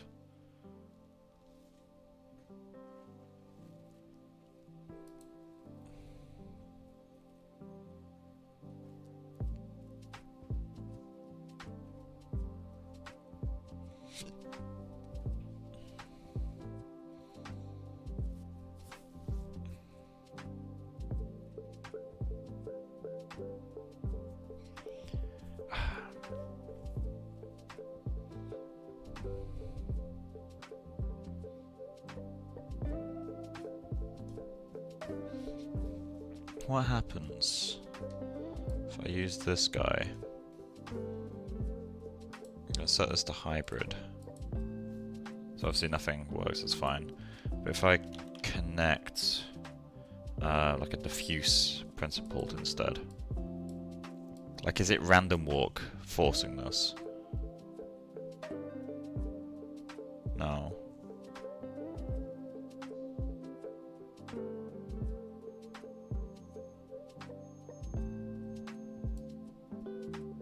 I was really hoping that would be the thing.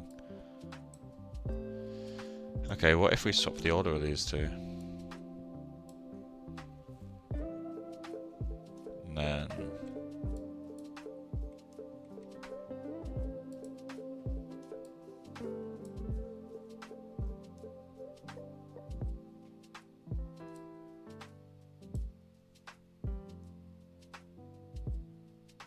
that breaks even worse. Okay, so the order can't be switched. Are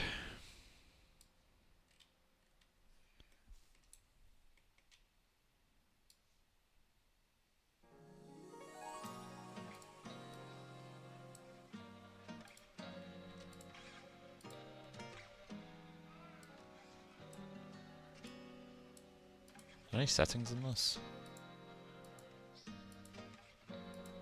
No.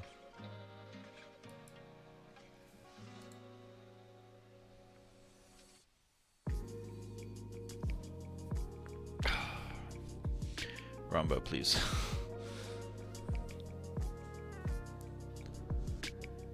Like, this is really fucking nice for hard surface work, where the glass is a separate object. But I don't think it's going to work for what I need. There's no scatter. Can't be that. Thin wall doesn't really change anything.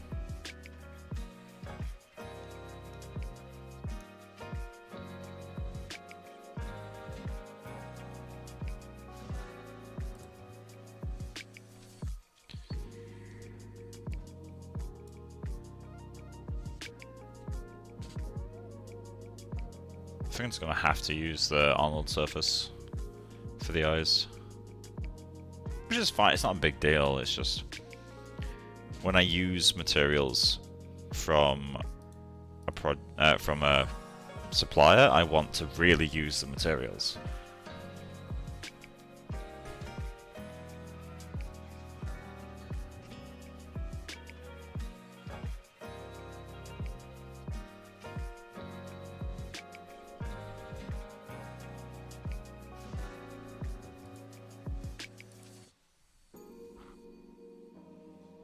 So SSS diffusion, that makes sense. Diffuse, let's lower the mix a little bit.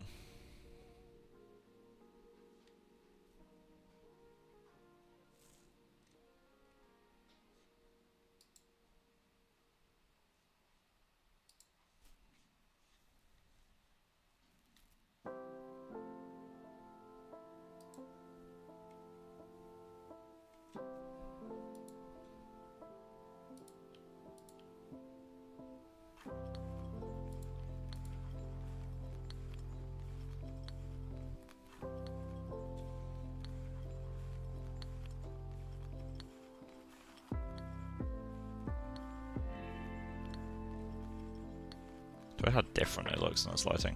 So we're actually getting caustic though. Nice.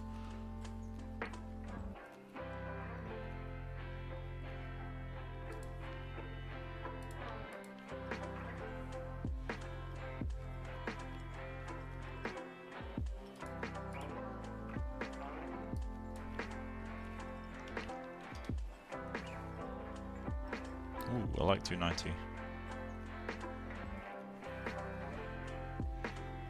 Let's go 250. It's the same but the opposite way. Background's too bright. Let's go 300.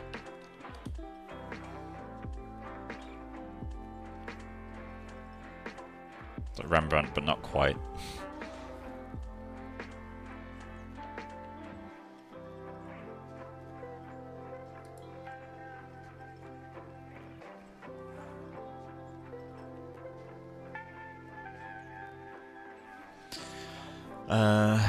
It's gonna be good, mic.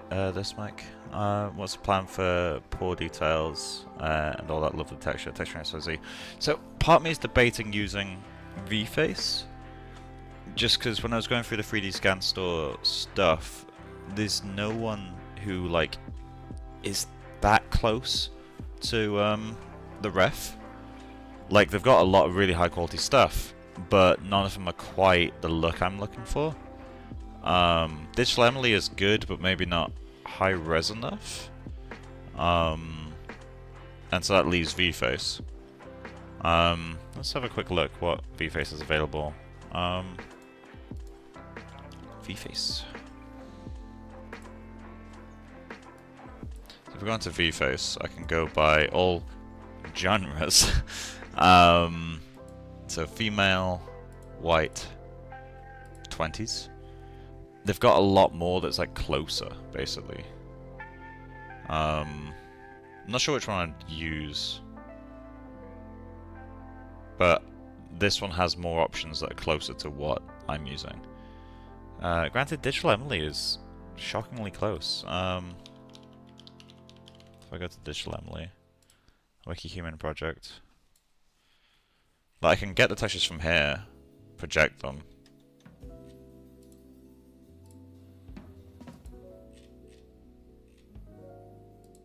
I can just use these. Have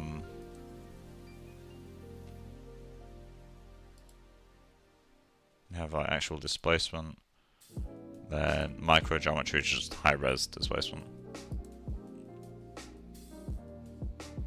I think the actual textures are quite decent res, single scatter. I don't know why it's so asymmetrical. Spec. Like they've got a lot of really nice stuff, and this would honestly work well enough for like just getting everything in place basically. I would need to alter it, but you know, I mean, so be it. But I could definitely get a lot out of this, and then having that data there is really handy. VFace wise, I'm not sure who is the closest. Let's allow all ethnicities. So we may find some like non-white, like Asian skin tones might be close. Because the thing is, like, if a skin tone is slightly too red or slightly too like yellow, I can just hue shift it. Like that's not a big deal. What matters more is skin breakup, skin texture. I can correct for the other stuff quite easily.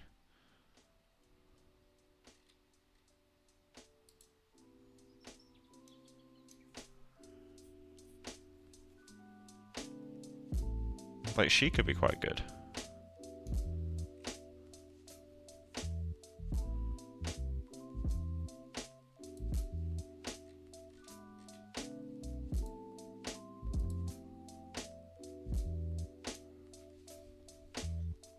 She's good, but I need to remove the mole.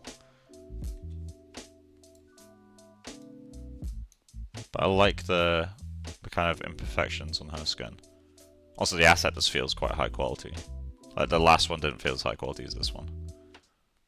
A lot more going on.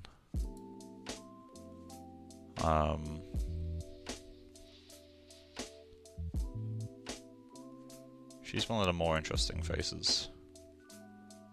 Maybe a little bit too young. That's not a big deal, really.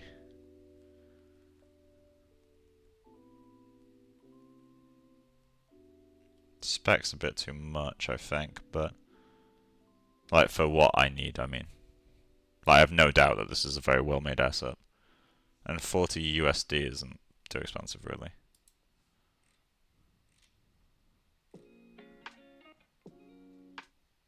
Ah yes, female faces. It seems to reset every time you open it. No idea what this means.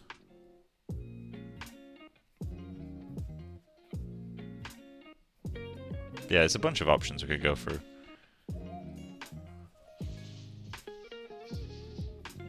This one always looks like, what's the name? Elliot Page. Like, there's something about the facial. I think it's the jaw.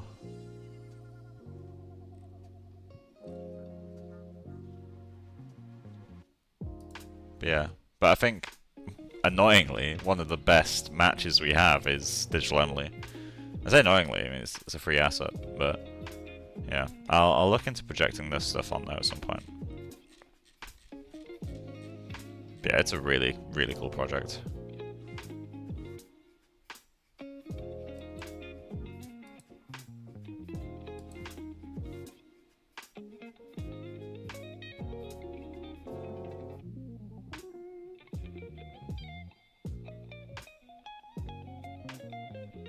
That's fine.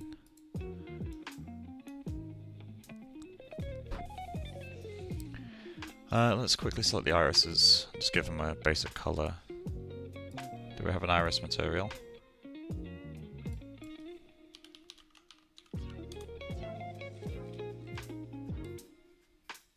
Okay, we do.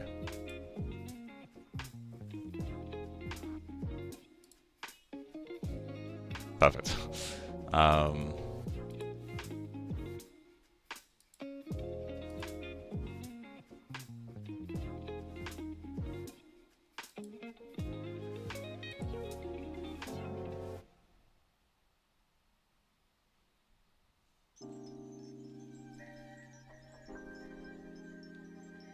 To be a bit brighter. Not much brighter.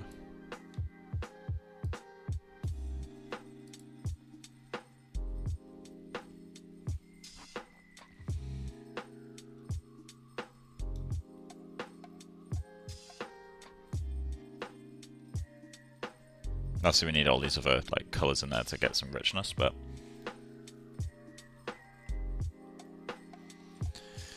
what time is it? 11:20, okay.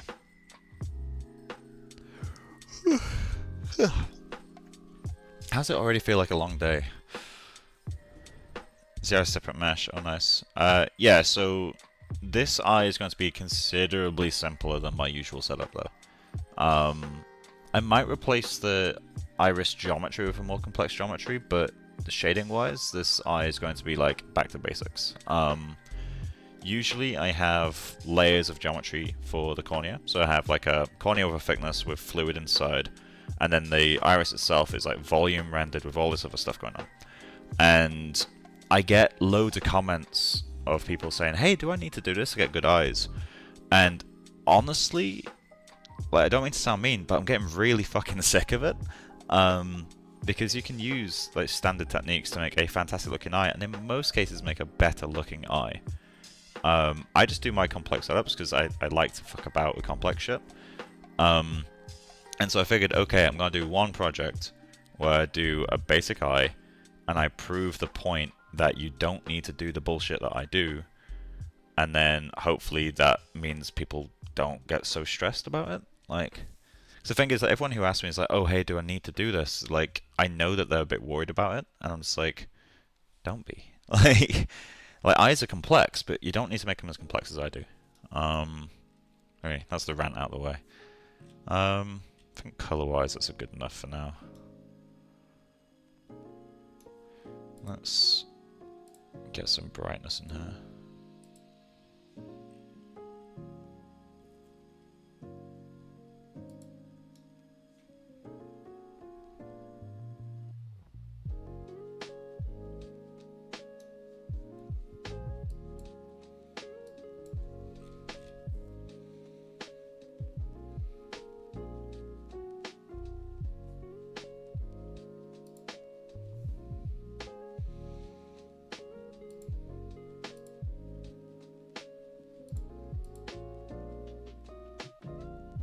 God, the credit where it's due.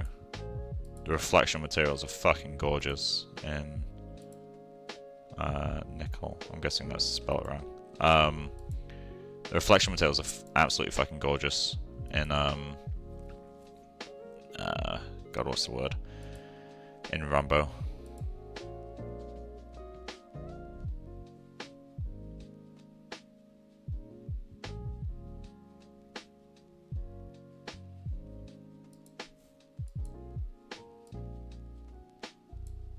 I need to learn what all this stuff does, because frankly I have no idea.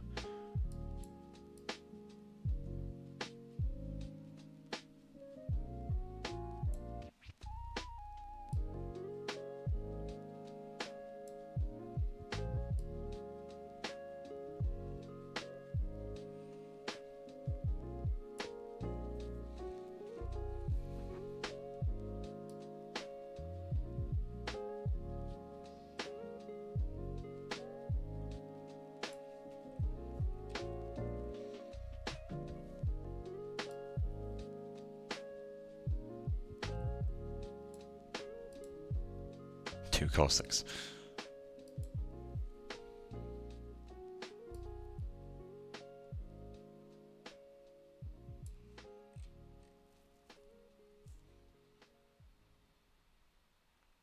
I feel like I can layer this over diffuse.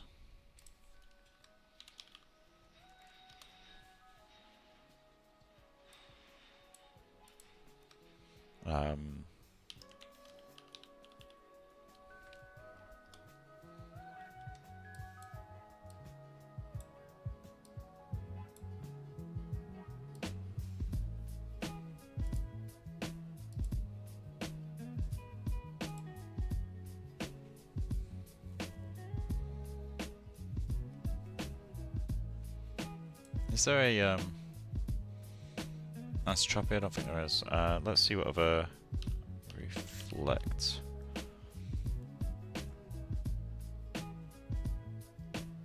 Reflect multi-scatter. Let's see what that looks like.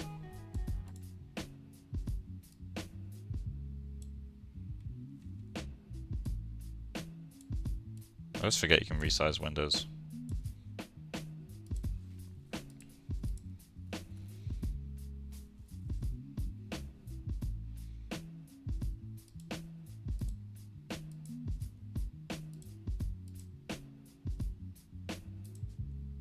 Ooh, this one has diffuse controls in it.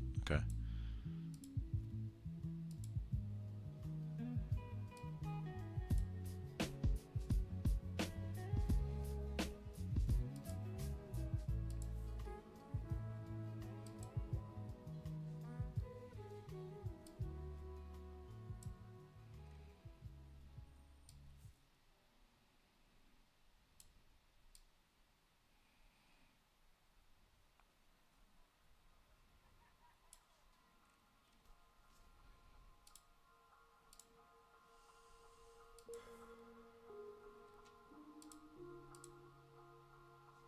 Yeah, I'll switch back to this guy.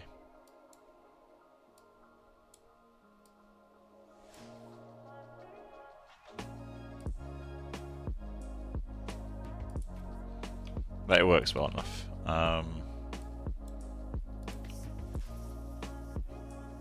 Okay.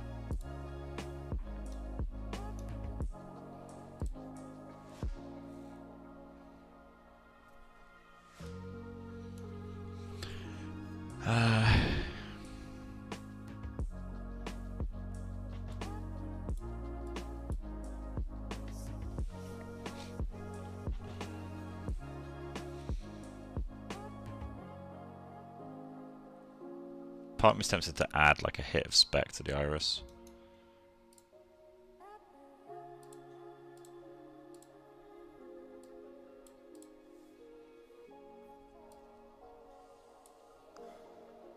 I think spec to the iris is just a cheat, really.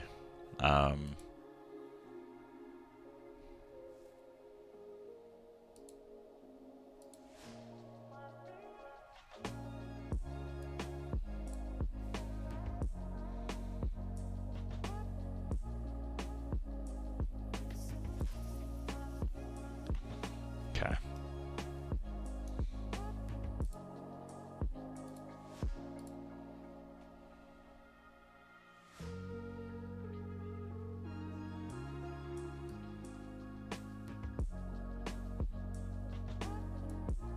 interesting. The Iowa gets factored into the scatter. See, this is stuff where the Rumbo materials are quite nice. I don't know if it sounds like I'm trying to shelf them or not. Like, it's one of those where I'm still frustrated a little bit by some of the things in the Rumbo materials. Mainly the eyes, because that refraction material is fucking gorgeous. I want it to work so badly. But if it doesn't work, it doesn't work. There's nothing I can do about that.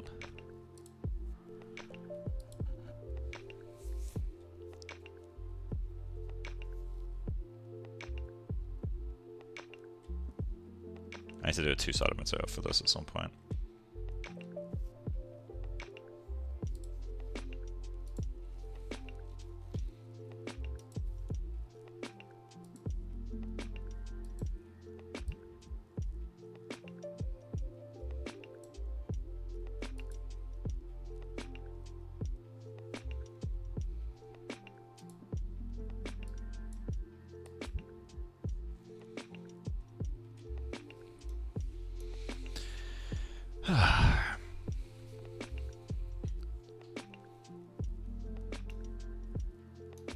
I really like this camera angle. I'm gonna back it up.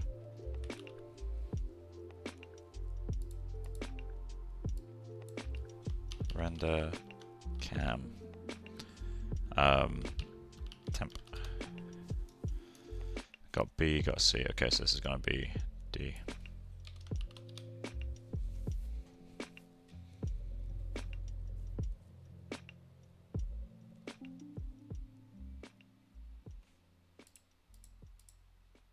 Yeah, I cannot put into words how much this bothers me. Because, like, the caustics from the Rombo mat are just so pleasant to look at. Now we can try going back to it. But you'll see what I mean. Oh shit, did I get rid of it? I did, okay.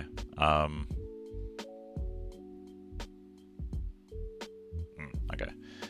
We can select the current one. Then these will be connected to both.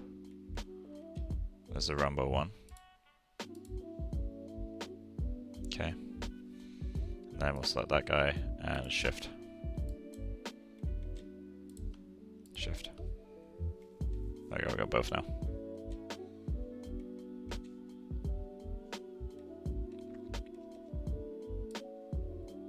Like, if I store snapshot and just do that.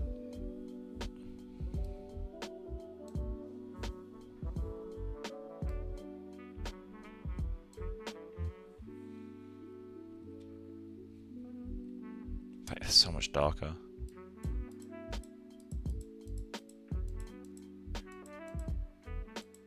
And I can brighten up the iris color to compensate, but that just feels cheap. Like, really, really cheap. But we can. Maybe that's just what I do. Because, like, oh, it's so nice. Well, that's the same material. Or the same, same setup geometry-wise. Oh, fuck it, I'm gonna commit to it. I'm gonna get rid of the reflection. Like, just look how nice that refraction is. It bugs the fuck out of me. Like,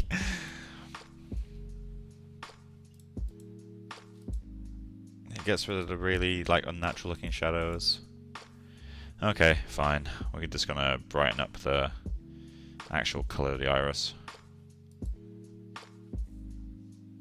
Let's get a general match.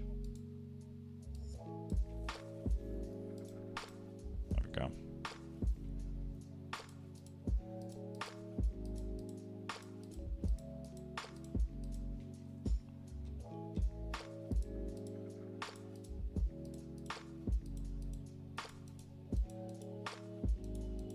God damn, yeah. Okay. Rumbo, you're forgiven.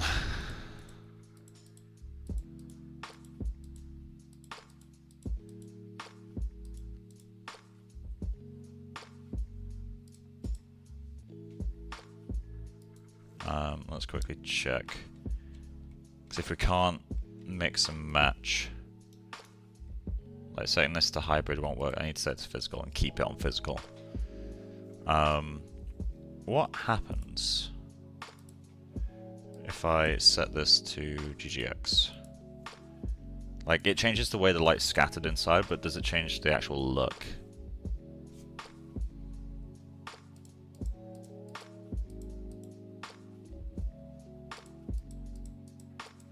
You can see it changing something. We're getting a bit more brightness here.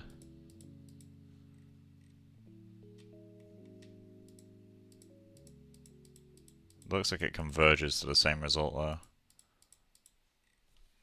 Let's try super precise.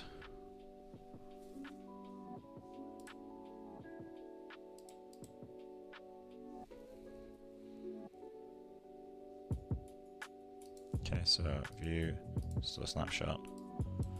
So that to Beckman. Oh, that does converge a bit quicker, doesn't it? Okay, yeah, they look basically the same. Okay, we'll keep it on Beckman for now. So how differently does this react to different light angles is what I'm wondering now.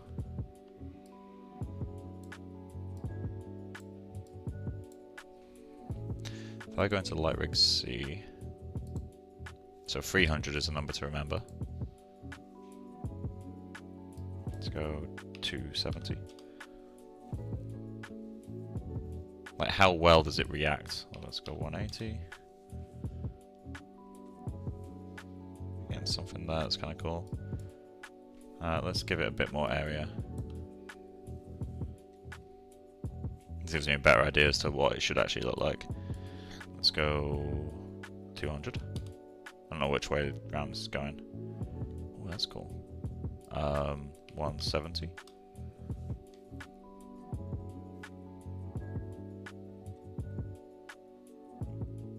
Oh, Rombo. Yep, okay. That's doing some nice shit. 60. Fuck, yeah. Okay. Getting that scatter through. It's 150. And that's where we start to get the actual lighting. Might be a bit too bright, but that's more a function of my iris texture, I think. Let's go all the way around to 100.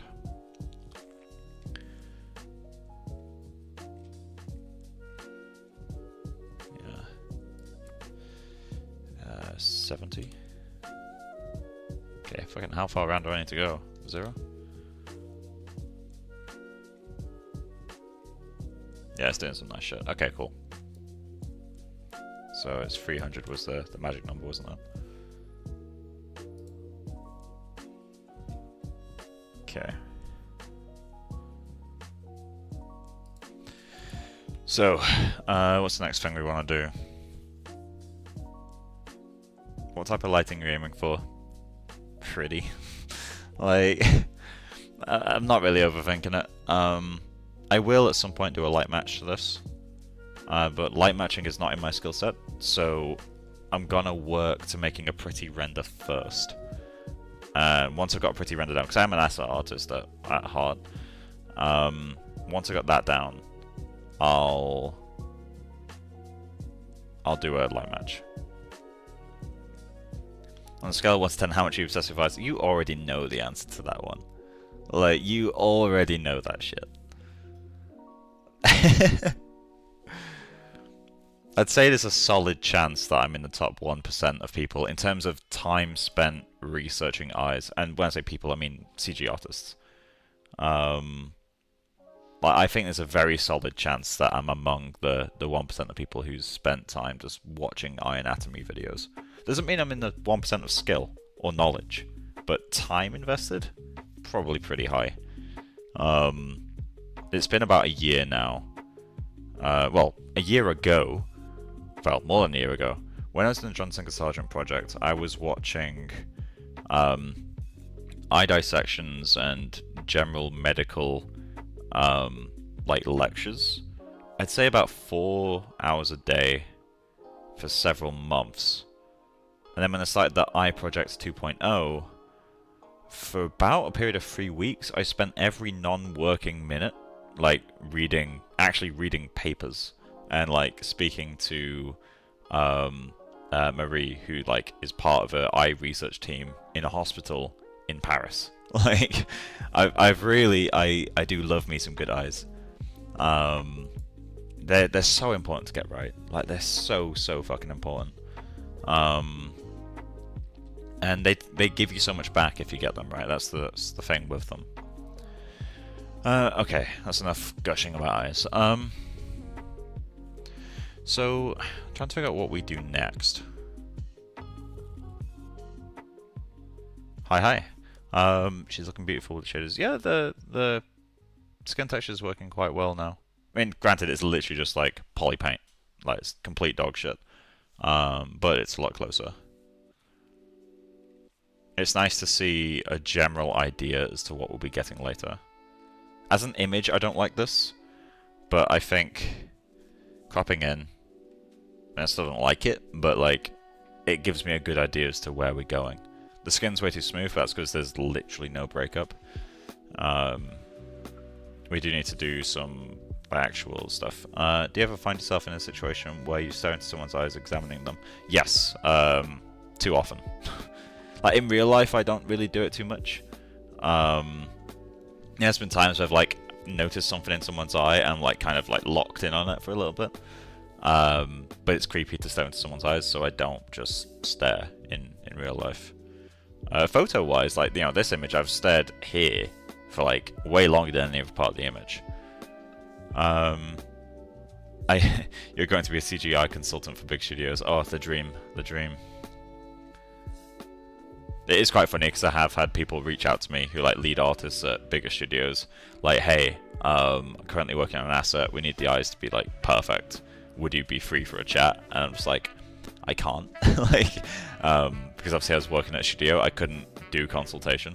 But I've kind of already ended up in that situation where people are reaching out to me about eyes and like, you know, giving advice and pointers. It's a fun spot to be. Because one of my like goals, you know, like for this, not necessarily this year, but something I'd like to achieve is to be known as the eye guy. It just feels like something like it's nice to have a niche. But yeah, there's a lot I want to kind of dig into.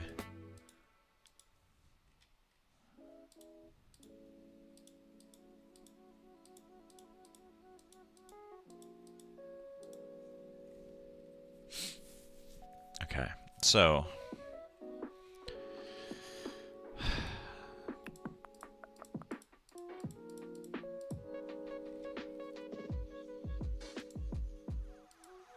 I'm getting kind of hungry. What time is it? 12. Oh, it's not even 12 yet. That's way too much SSS. Holy fuck. Okay. Let's quickly adjust the SSS a little bit. Let's go 0.5.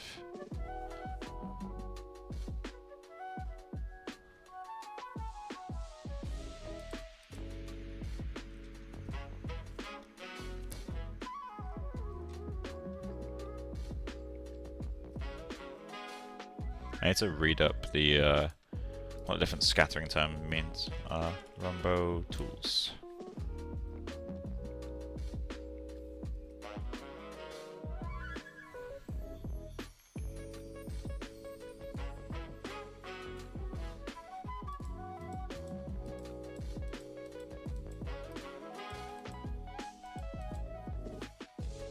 It's a bit better.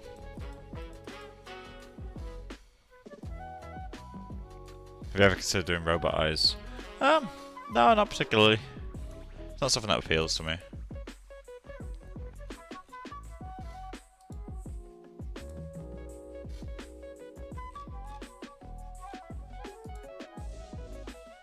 I also really like this material, the multi-scatter refractions. So pretty. So this is the random warp material.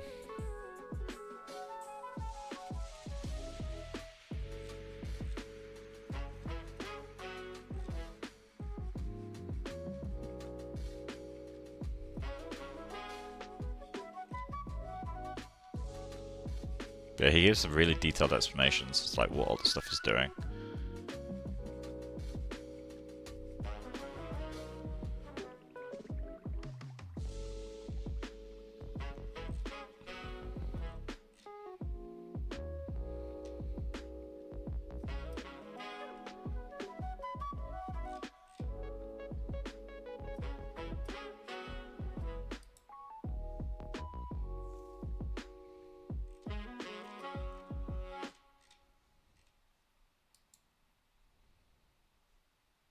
Is this the same one? No, it's not. Okay. Yeah, so like things like the rally scatting, MIE, I need to learn what these two mean. But I need to like really spend some time reading up on these.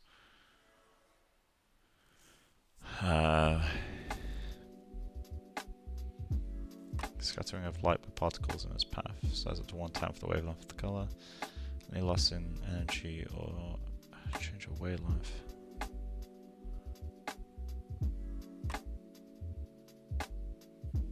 I like little touches like this in writing.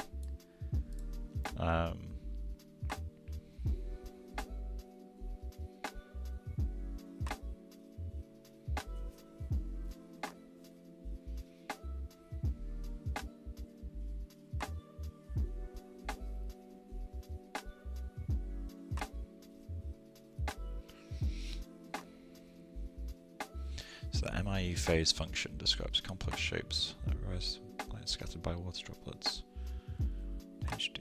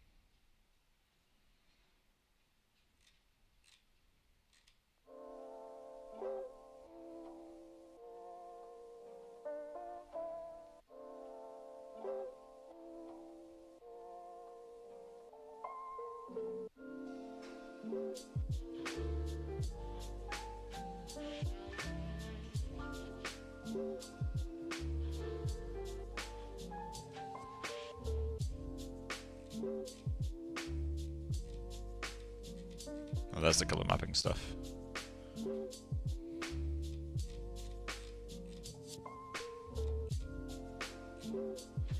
I do like the diffuse contrast thing as well. There it is. That's quite a cool little feature.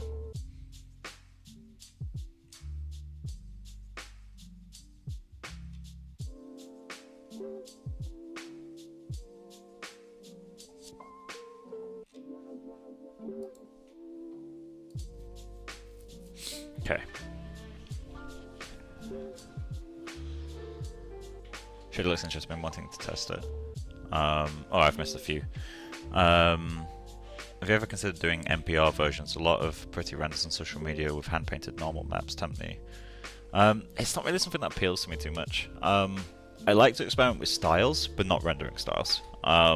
So I think my favorite project that I've done was probably forgot the name. Sticky Monsters. Just because the style was very, very different from the rest of my projects, but still rendered like realistically. I really enjoy that kind of experimentation. I don't like fucking about with shaders that like go too far from realism.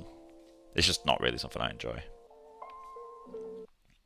It's also kind of a separate skill in a way, because I like being able to like dig into data and interpret it, and that's one of the things about realism is quite nice to have.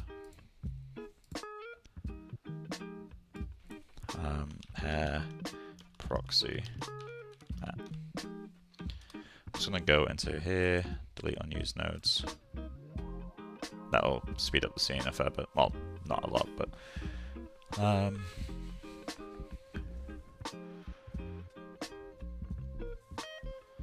okay. So what do we do next? Do we continue to work on the sculpt? Do I start transferring textures? I'm not sure.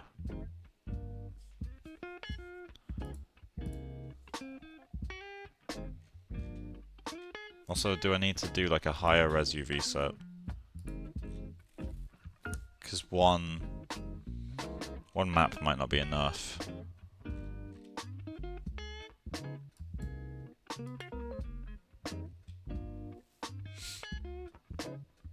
Okay, let's...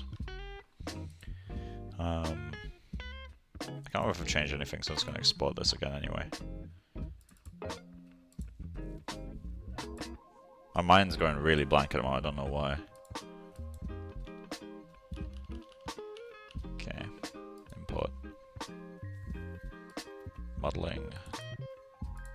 Maya, exports.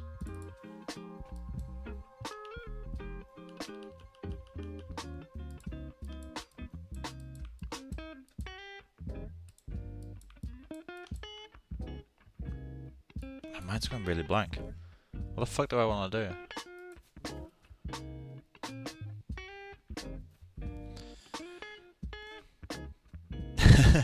What the fuck is happening? 16k export. Fuck no. No, I don't like fucking about with maps bigger than 8k. It just gets so heavy.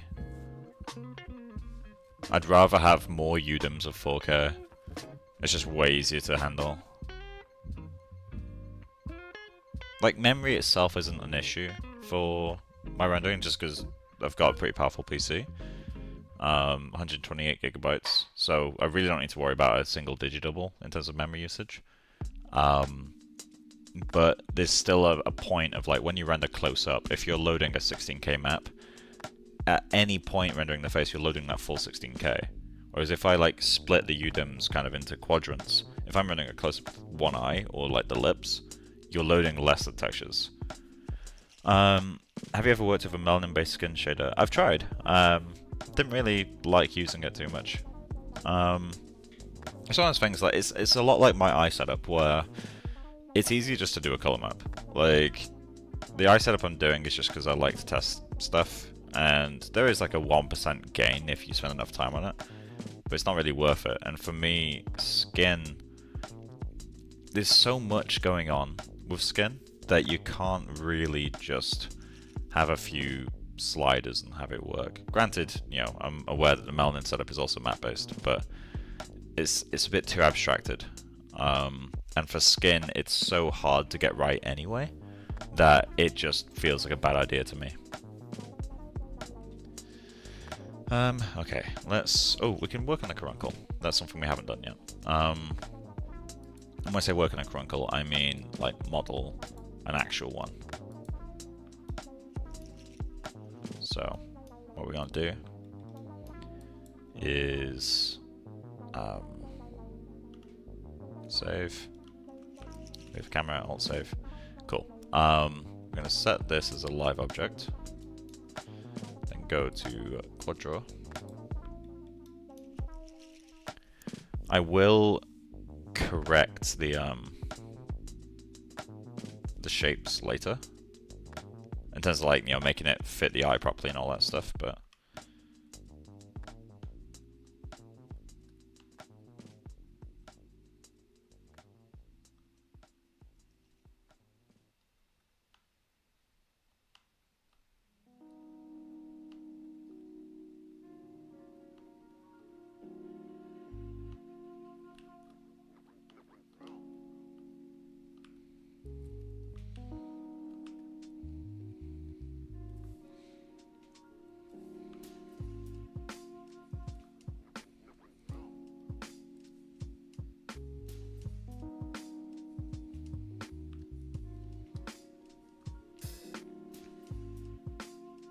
something I've debated doing a few times and never got around to is actually modeling a proper conjunctiva.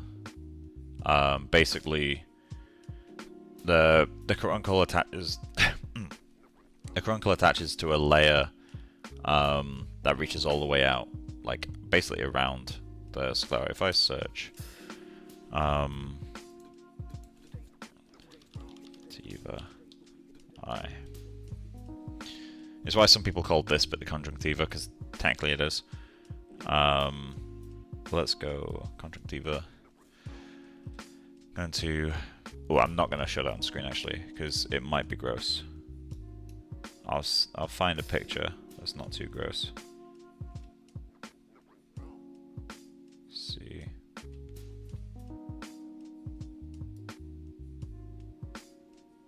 Okay, so this one is medical, but it's not too bad. Ah, fuck, it didn't even...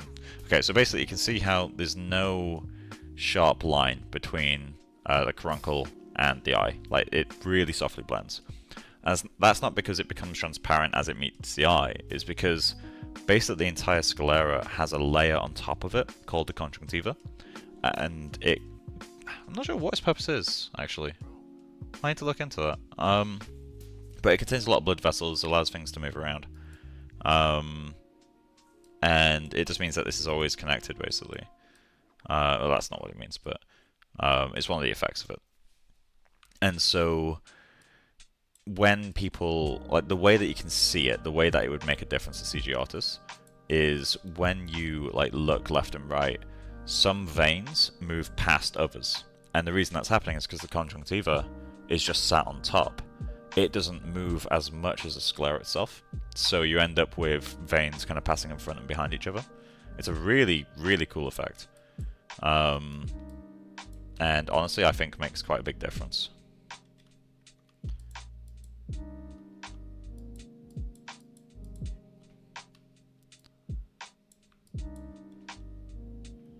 Okay. So I'm just gonna throw in another one there. And another one here.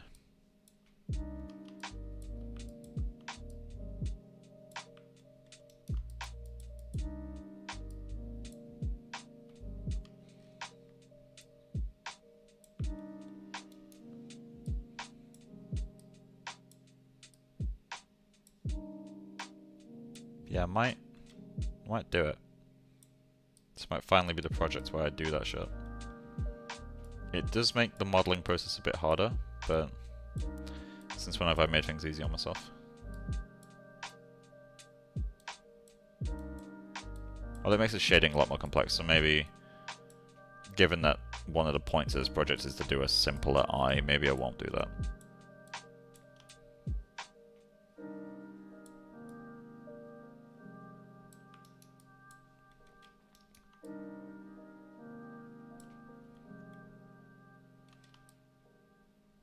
Okay, there we go. One more layer on the side.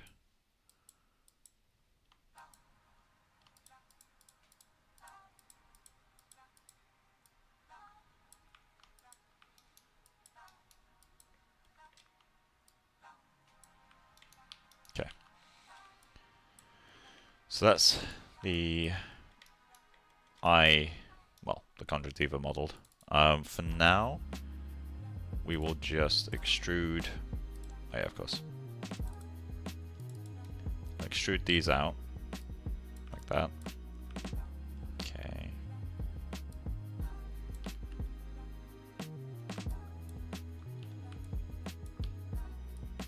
Do something like that. Oh shit, it's still. There we go.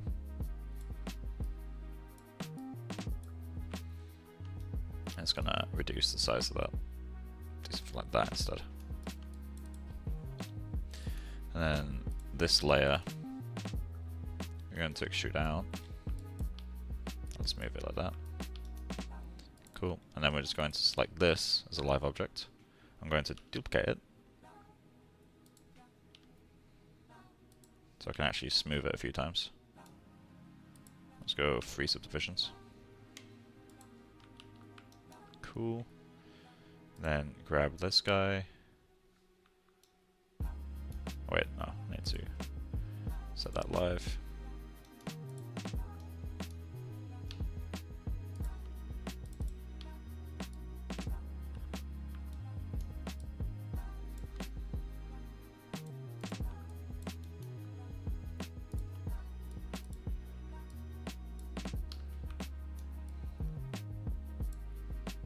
Okay, I'm going to quad draw that.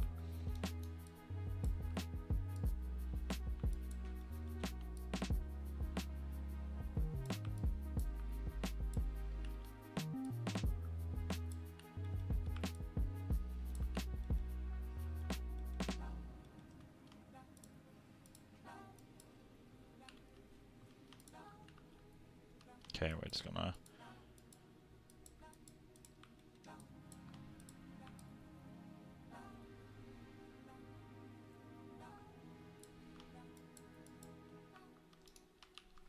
Okay.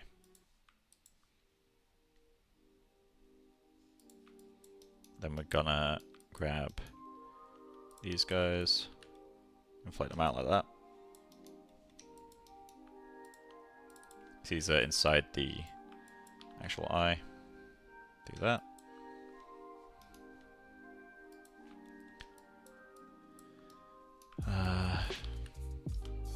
Add edge flow on this guy, I guess.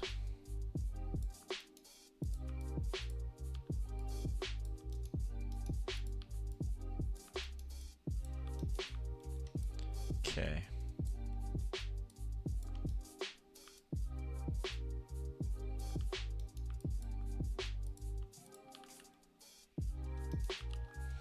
There we go, that'll do. So, I'm gonna go delete that side.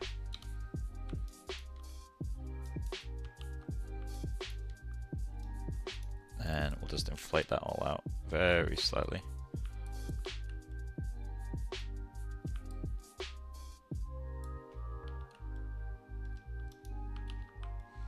Okay. Assign the caruncle material.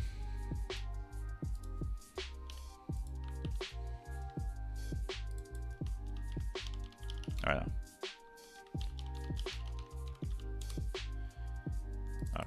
Caruncle geo. And then that will go into left eye.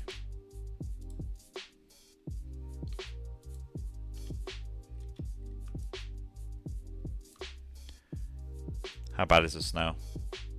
Not too bad. What are you going to do with the hair's X-Shan? Yeah, I'll be using X-Shan for this project.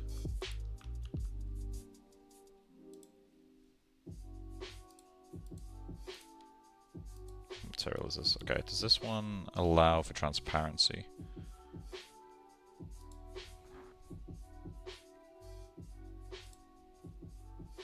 I don't think it does. So we're going to have to do a closure with that.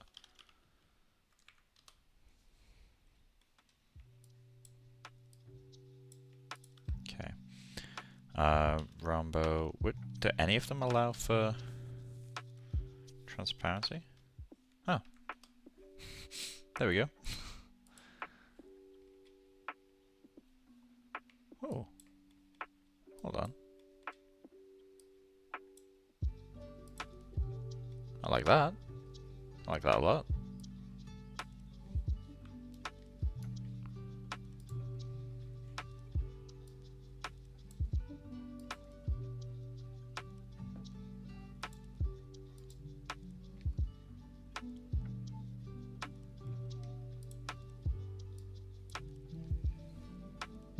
Oh, that's really nice.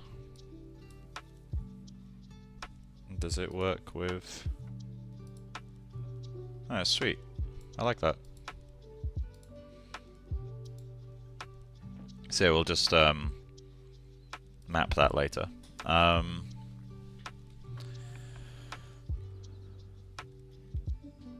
Cool. So we're just going to duplicate that, then mirror it across the other side. Can't just do that. Okay. Duplicate. Mirror.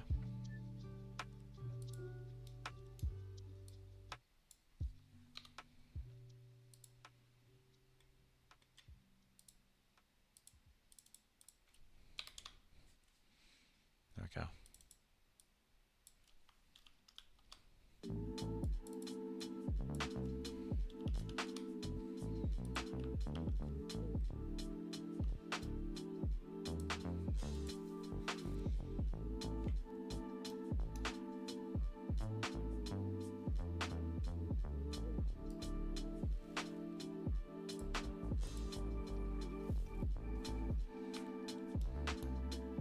Oh, the eyes aren't symmetrical.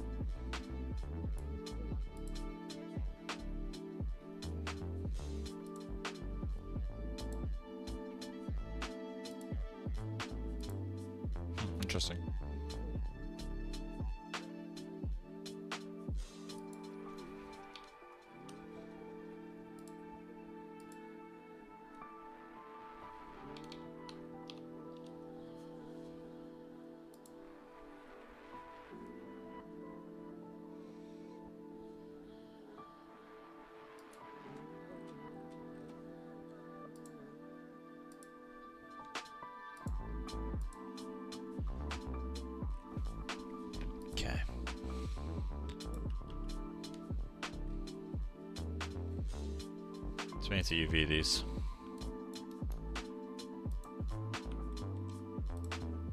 Let's go UV editor. Actually, let's go to UV editing in here. Okay.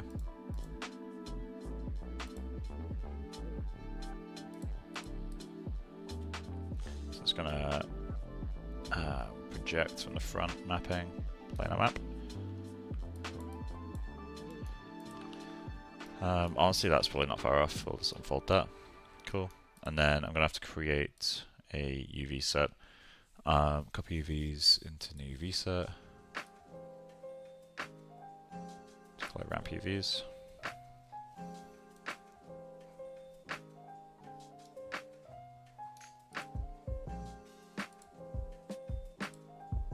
Okay. So, map 1. Which we also need to copy into text UVs.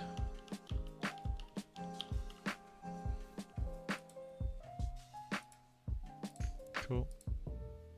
So ramp UVs, what we're going to do is straighten this up.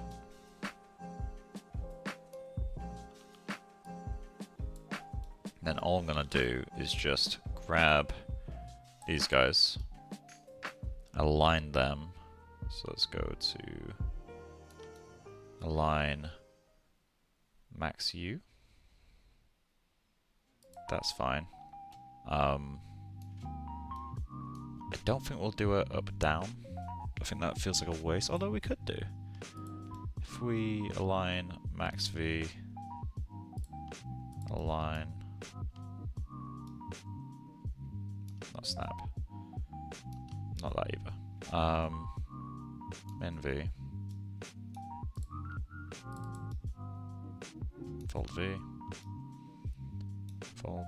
No, okay, so just do this. Align min V, align max V.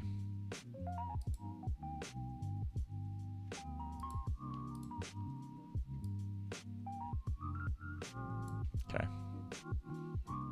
So I guess we'll align all these. So this will be menu.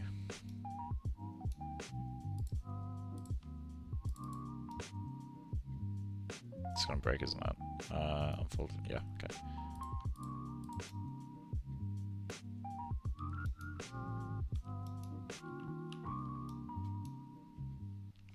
Okay. So what I do now is pin all these, then select everything else and unfold.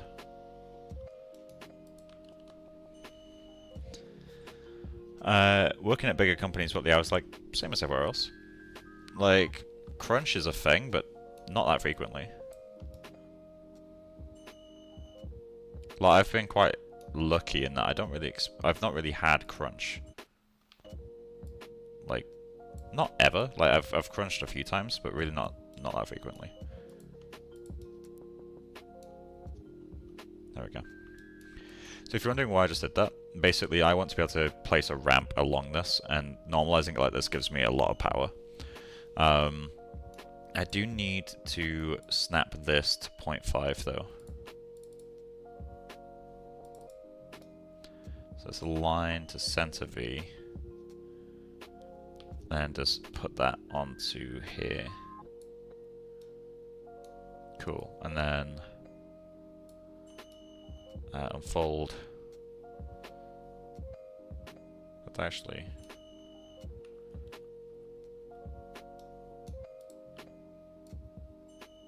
that's better. Cool. Yeah, this just gives me a ton of power, basically.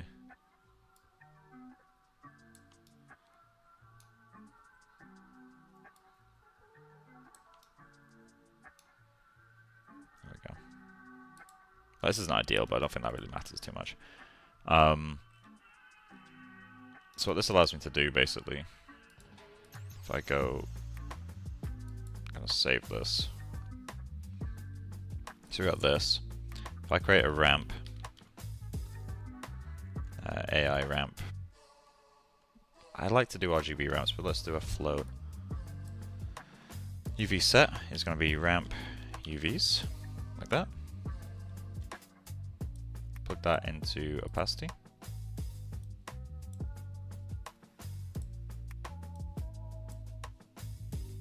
Then all we're going to do, so that's a U.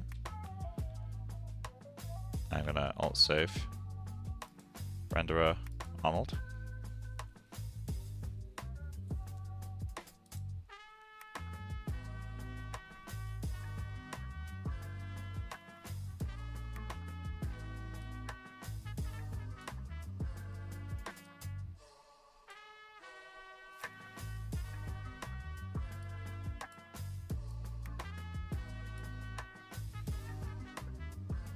There we go.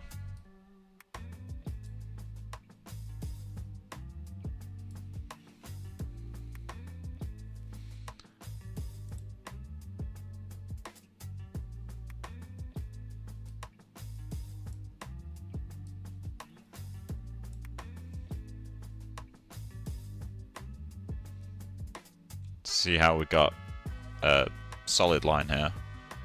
All we have to do now is just find that, which I think we have done now. No, not quite.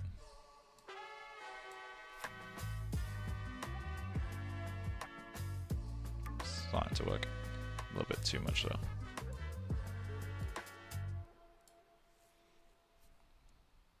There we go. We now have a soft transition.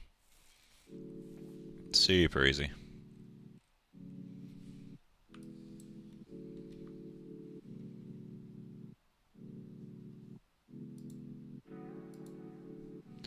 So let's go into here. Just do that.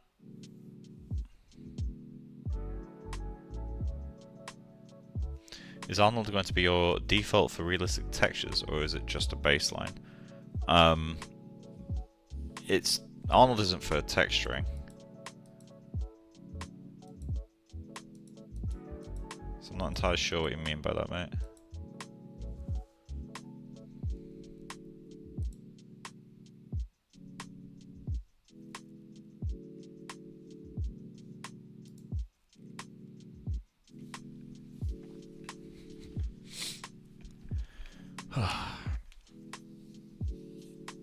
We need to get the caruncles into ZBrush.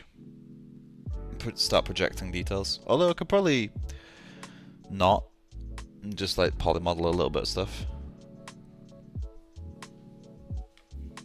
I could probably also do with lining up the topology to like certain points in the ramp UVs. It's like 0.5 maybe is like the main body of the caruncle, and then it's like Conjunctiva after that. That would make these ramps a lot easier to use.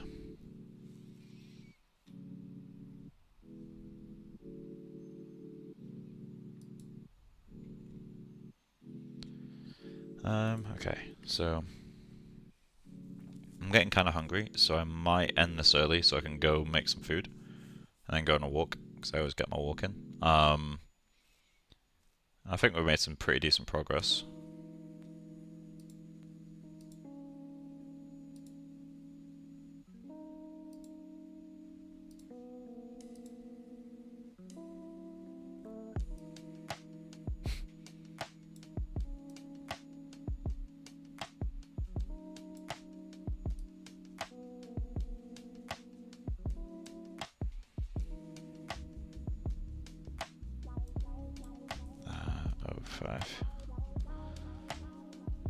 You're going to do a bit of environment for the background? Yeah, probably. Honestly, a lot of that stuff depends on my frame store start date. Because if they move that forward, I'm going to have to take some shortcuts. Unless this project goes on forever and then never gets finished.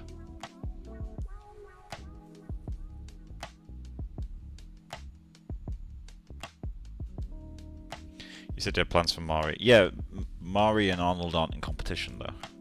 Like, Arnold's just a renderer, I'm not texturing in Arnold.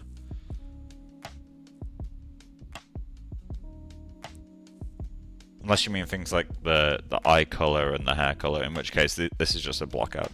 It's just to help me figure out like what I'll be doing later.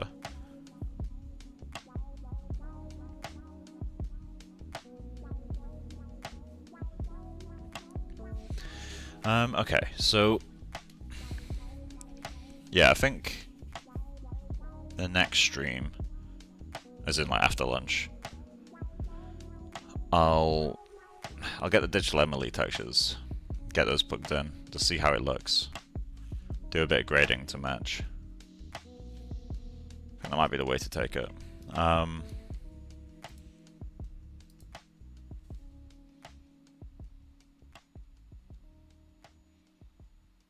gonna let this render. But yeah, I think that'll be the way to take it, but I'm not entirely sure yet.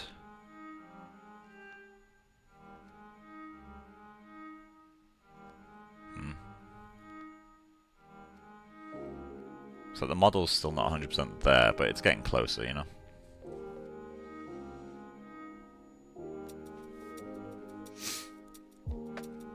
That's 7%.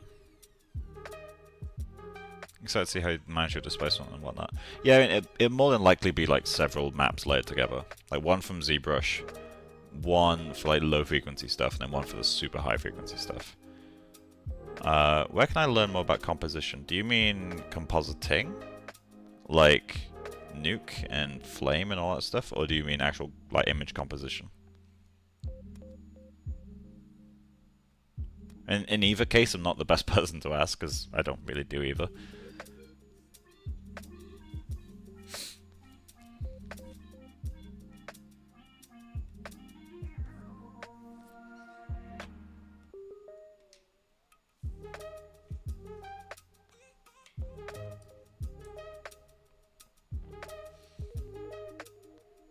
Like composition, not Nuke. Yeah, not a clue, mate. I have no idea. I don't do that stuff. You'll be best looking at just general art channels and stuff on YouTube.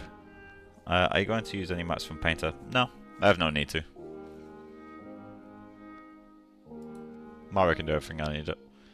Okay, let's view still snapshot. I'm gonna save this out as well so I can send it on as a progress thing. First pass mats. That'll do for now. Cool. Well, yeah, that's going to be it for today. Well, not for today. For now. I need to go eat some food and go for a walk. And yeah, we'll see where we go from there. When I get back, I'll probably spend some time getting the digital Emily maps onto Alison. Happy belated birthday. My birthday is tomorrow. It's not belated yet. I'm a Valentine's baby. But yeah, I'll be back later on. Whether it's 3 o'clock or 2 o'clock, I don't know. But I'll get back to you guys. And yeah, just keep an eye on Discord. And yeah, I'll see you later. And we'll hopefully get some nicer looking skin. Cool. Peace.